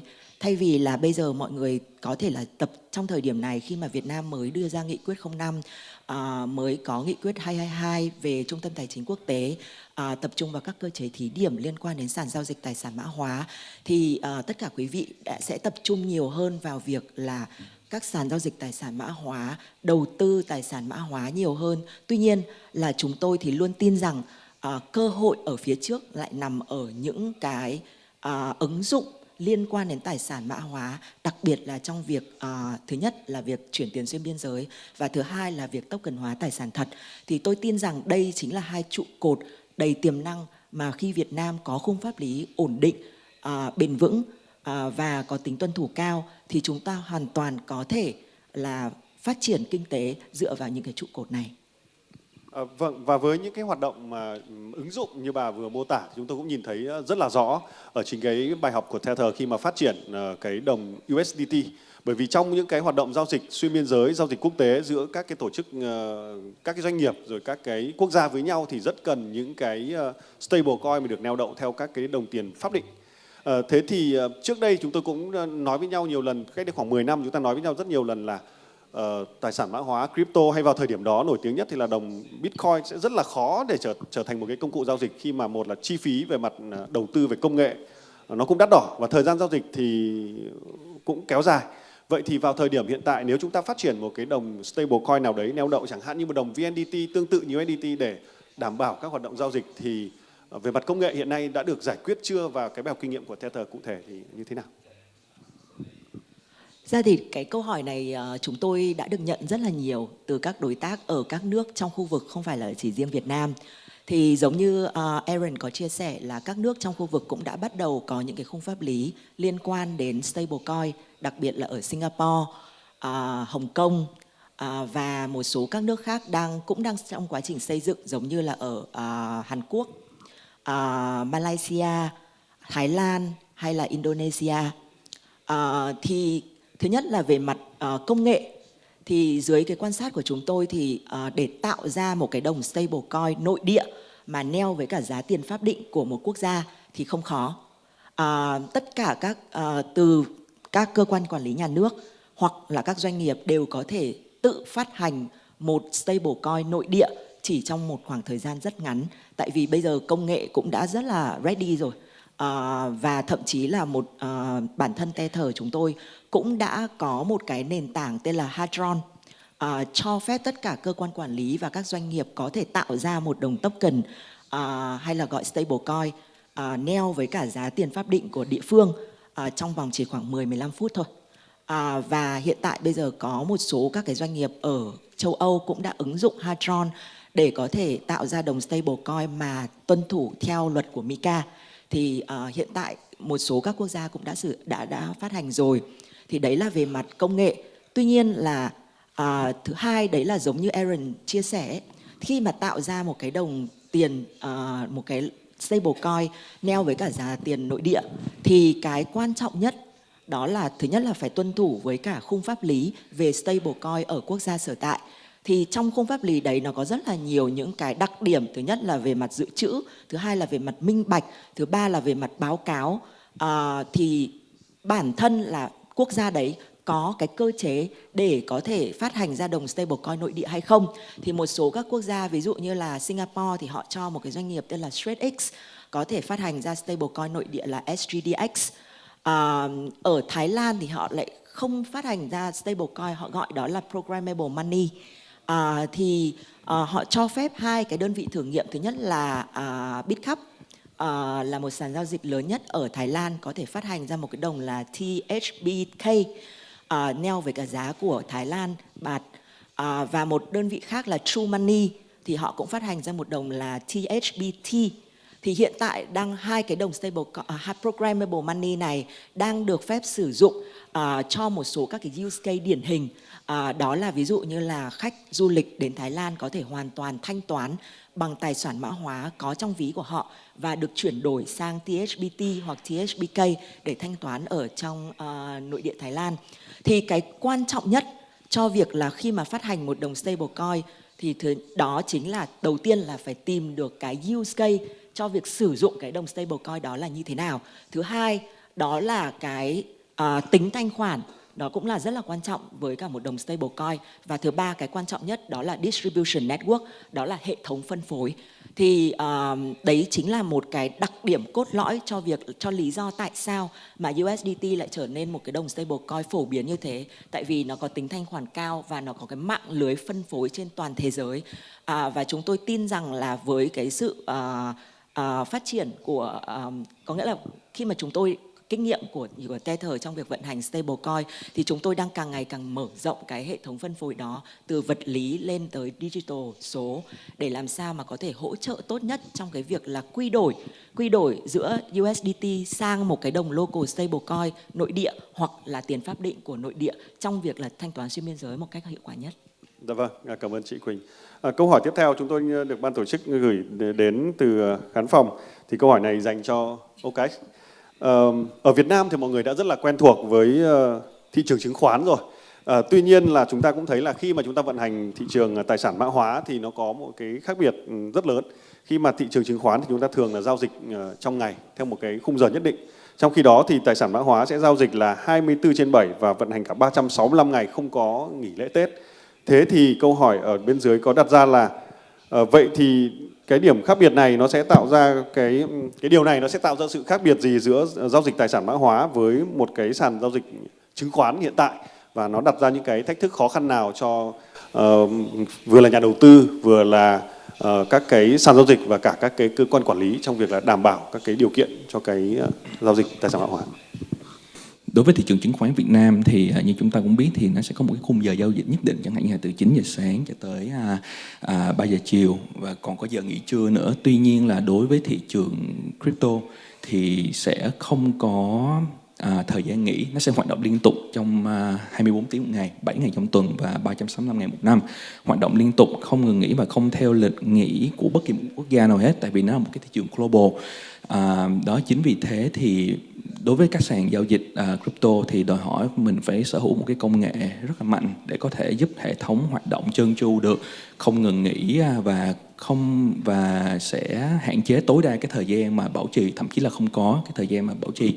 Thì đây là một cái vấn đề rất là quan trọng về công nghệ đối với những cái sàn giao dịch crypto cần phải có. Và ngoài ra nữa thì những cái sàn giao dịch tiền mã hóa cần phải đảm bảo được tính thanh khoản rất là mạnh để có thể giúp các nhà đầu tư có thể rút tài sản của mình ra khỏi sàn bất cứ khi nào, kể cả những khi mà thị trường biến động rất là mạnh. Đó, tính thanh khoản cũng là một cái rất là quan trọng. Và tiếp theo thì em xin nói về một chút về cái phương thức vận hành. Phương thức vận hành ở đây nó cũng rất là quan trọng. Thì đối với như chúng ta ở đây cũng biết thì mọi người ở đây, em nghĩ là hầu hết mọi người đều đầu tư chứng khoán. Thì ở đây thì cái phương thức vận hành ở đây đối với những sàn giao dịch chứng khoán, khi mà chúng ta muốn mua một mã cổ phiếu nào đó ở trên sàn chứng khoán thì mình phải thông qua một đơn vị broker. Và sau khi mà mình thực hiện một cái lệnh mua bán thông qua cái đơn vị broker đó rồi, thì cái cổ phiếu của mình nó sẽ được lưu trữ ở trên VSD. Đó là nó sẽ có nhiều cái đơn vị trung gian với nhau cùng liên kết lại với nhau. Tuy nhiên thì đối với sàn giao dịch tiền mã hóa thì nó lại theo một cái phương thức là tất cả trong một. Ở đây thì khi mà mình mua một cái đồng token nào đó thì cái đồng token này nó sẽ được giao dịch trực tiếp, nó sẽ được niêm yết và nó sẽ được giao dịch trực tiếp ở trên sàn giao dịch. Và khi mà nhà đầu tư thực hiện một cái giao dịch thì cái đồng token nó sẽ về thẳng ví của nhà đầu tư ở trên sàn giao dịch, và cái đồng token này, tài sản của này, nhà đầu tư hoàn toàn có thể rút ra khỏi sàn giao dịch để lưu trữ vào trong ví lạnh ở bên ngoài cũng được. Đó, cho nên là mình sẽ có hai cái về cái phương thức vận hành nó là như vậy, sẽ có sự khác biệt. Và liên quan một chút tới về vấn đề lưu ký. Liên quan tới vấn đề lưu ký thì đối với nhà đầu tư thì em nghĩ là đối với vấn đề tài sản của nhà đầu tư thì cái tính minh bạch nó rất là cao. Thì lưu ký tài sản của mình, họ cũng muốn biết là tài sản của mình như thế nào. Thì cái tính minh bạch, nhà đầu tư sẽ cần biết về cái tính minh bạch. Thì đối với tính minh bạch thì đối với những nhà đầu tư chứng khoán truyền thống thì họ có thể theo dõi dựa trên những cái báo cáo kinh doanh theo quý, theo năm của những cái doanh nghiệp mà mình đầu tư vào. Còn đối với một sàn giao dịch crypto, đối với tiền mã hóa thì cái tính minh bạch này nó được thể hiện qua một cái phương thức gọi là proof of reserve, gọi là bảo chứng tài sản. Thì cái proof of reserve này nó sẽ giúp cho nhà đầu tư kiểm tra được tài sản của mình có được đối chứng một với lại ở trên sàn giao dịch hay không. Điều này để đảm bảo là tài sản của nhà đầu tư ở trên sàn giao dịch không được phép được sử dụng vào mục đích khác mà không có sự đồng ý của nhà đầu tư, hay là đem đi một nơi nào đó khác. Thì cái proof of reserve này rất là quan trọng. Thì tại OKX thì cái proof of reserve này là được tung ra liên tục hàng tuần và tất cả tài sản của nhà đầu tư đều được audit, kiểm toán rất là chặt chẽ. Có một cái cũng khá là thú vị về giữa sàn giao dịch chứng khoán truyền thống và sàn tiền mã hóa, đó là về vấn đề niêm yết. Thì về vấn đề niêm yết thì ở trên sàn chứng khoán truyền thống của mình, khi mà mình muốn niêm yết một mã cổ phiếu nào đó thì một doanh nghiệp phải đảm bảo được những cái điều kiện, chẳng hạn như là phải có một số vốn điều lệ nhất định, hay là doanh nghiệp đó phải hoạt động tối thiểu là 2 năm rồi và phải là một doanh nghiệp có lãi trong vòng 2 năm đó, vân vân. Còn đối với thị trường tiền mã hóa thì khi mà mình niêm yết một cái đồng token lên trên sàn giao dịch thì cái đồng token này ngoài là nó phải là một cái dự án uy tín và có một sản phẩm nhất định, thì ngoài những cái yếu tố đó thì một cái yếu tố rất là quan trọng khác là cái đồng token này phải đảm bảo là có một cái cộng đồng vững mạnh ở đằng sau để support. Đây là một cái rất là quan trọng. Từ tất cả những cái yếu tố mà em chia sẻ thì em nghĩ là cái tập khách hàng ở đây giữa thị trường chứng khoán truyền thống và thị trường tiền mã hóa nó cũng sẽ khác nhau. Đối với thị trường tiền mã hóa thì là tập khách hàng của mình sẽ là những người trẻ hơn và đam mê công nghệ. Còn đối với thị trường chứng khoán truyền thống thì chúng ta sẽ thấy tập khách hàng sẽ là những người lớn tuổi hơn và những người yêu thích sự đơn giản. Vâng, qua những chia sẻ của anh Nam thì thực sự tôi thấy có rất là nhiều thứ áp lực cho thứ nhất là các cơ quan quản lý, các đơn vị vận hành và cả những cái đơn vị mà thực hiện cái công tác an toàn thông tin. Câu hỏi tiếp theo chắc là xin phép hỏi anh Hiền. Mình nghe mô tả như thế mình thấy việc đầu tiên là tôi thấy khối lượng công việc tăng lên. Thứ hai là rất nhiều mảng miếng lĩnh vực mà mình sẽ cần phải quan tâm. Thế thì đứng dưới góc độ của Hiệp hội An ninh mạng nói chung và những người làm cái công tác đảm bảo an toàn thông tin nói riêng, anh có thể chia sẻ là chúng ta với những cái thứ mới như vậy, với những áp lực như vậy, chúng ta sẽ có những cái kế hoạch hay là có cái giải pháp nào để đảm bảo vận hành giống như mục tiêu của diễn đàn này chúng ta đặt ra là an toàn, minh bạch. Việc đầu tiên tôi nghĩ là chắc chắn là chúng ta phải đón nhận vì đây nó là một cái cơ hội, và cái cơ hội mở ra thì đương nhiên bao giờ thế nó sẽ có thách thức, và cái thách thức mà lớn nhất thì chắc chắn là rồi đấy là vấn đề về an toàn an ninh mạng. Vì bất kỳ một cái sàn giao dịch, một cái sàn nào hiện nay ấy, thì công đoạn về đảm bảo an toàn an ninh đấy là một trong những công tác rất là cấp thiết, và cái này là cái yếu tố đầu tiên, vì nó bảo vệ người dùng, bảo vệ con người, bảo vệ chính chúng ta, những người mà chúng ta đang thực hiện, đang giao dịch trên các cái sàn đấy. Thì với câu hỏi này thì tôi nghĩ là thứ nhất là chúng ta thì Việt Nam chúng ta thì đang ở trong cái giai đoạn là riêng về mặt công nghệ thì chúng ta phát triển rất là nhanh, và cũng phải chia sẻ với các quý vị là vấn đề về an ninh mạng thì giờ này chúng ta đang là một trong những quốc gia mà cũng đi vào những cái top đầu, là chúng ta có một đội ngũ và chúng ta cũng có một cái thị trường, và chúng ta cũng có những cái gọi là chính sách từ nhà nước hỗ trợ làm nào đấy để cho cái việc mà an ninh mạng nó phát triển, và làm thế nào đấy chúng ta vừa phát triển kinh tế đồng thời song song chúng ta cũng lại vừa phải đảm bảo an toàn về cái góc độ là đảm bảo cho các hệ thống thông tin trọng yếu và đảm bảo cái hệ thống cho các sàn giao dịch. Thì riêng với cái phần mà tài sản mã hóa này thì thực sự nó khác so với lại các cái sàn giao dịch chứng khoán hiện nay của chúng ta. Trước đây thì giao dịch chứng khoán chúng ta thì chúng ta giao dịch thứ nhất là chúng ta có thời gian nghỉ, thứ hai là chúng ta cũng hoạt động theo góc độ là 24/24. Thì bây giờ cái sàn giao dịch mã hóa bằng tài sản số thì chúng ta sẽ giao dịch 24/24. Thì đấy là một trong những cái thách thức. Một cái điểm nữa là gì, đó là chúng ta phải giao dịch xuyên biên giới chứ không phải phạm vi ở trong nước. Thì cái này cũng đặt ra một thách thức rất là lớn. Đấy, thì cái việc mà thách thức như thế thì đương nhiên là các cơ quan quản lý nhà nước thì cũng đã có những cái biện pháp, rồi cũng có những cái kinh nghiệm, rồi cũng có đưa ra được những cái các cái quy định, các cái nghị định làm thế nào đấy để mà chúng ta cũng vừa giao dịch an toàn nhưng cũng vừa phải có cơ chế để mở, để giúp cho cái việc mà kinh tế, giúp cho cái việc mà chúng ta đưa các cái vận hành các cái sàn mã hóa này vào phát triển thật làm sao thật nhanh. Thế thì Việt Nam chúng ta thì đang đối diện với lại những câu chuyện như này. Đầu tiên thì chúng ta đang đối diện với câu chuyện là thứ nhất về cái nguồn nhân lực về kỹ sư an ninh mạng. Để nói thực sự là chúng ta đang trong một cái giai đoạn cao trào thì chúng ta rất là khan hiếm. Hiện nay nếu mà trên cái thị trường ấy thì chúng ta cũng nếu mà nói thị trường hiện nay chúng ta đang cung cấp nguồn nhân lực về an ninh mạng thì chúng ta cung cấp nó chưa đủ và thiếu hụt rất là nhiều. Ngoài ra nữa thì cái việc mà cung cấp cái nguồn nhân lực đấy thì yêu cầu đặt ra nữa là lại kinh nghiệm. Vì hiện tại thì cái đội ngũ mà làm về an ninh mạng chúng ta thì đang ở cái góc độ là bảo vệ hệ thống hạ tầng. Ví dụ như toàn bộ các cái doanh nghiệp, các cái đơn vị tài chính hiện nay chúng ta thì phần lớn chúng ta đang bảo vệ an ninh mạng, chúng ta bảo vệ hạ tầng. Thì chúng ta bảo vệ cái hạ tầng công nghệ thông tin. Còn cái này thì nó khác biệt ở chỗ là gì? Đó là chúng ta lại phải bảo vệ về cái quy trình và bảo vệ cái chuỗi mà chúng ta giao dịch, nó là đây là nó gọi là giao dịch về tài chính, chứ nó không phải là thuần túy như chúng ta đang làm ở cái thị trường hiện nay. Thì cái đấy nó đặt ra thách thức là cái đội ngũ đã thiếu, xong đấy là đội ngũ lại phải có kinh nghiệm và phải hiểu biết về vấn đề tài chính.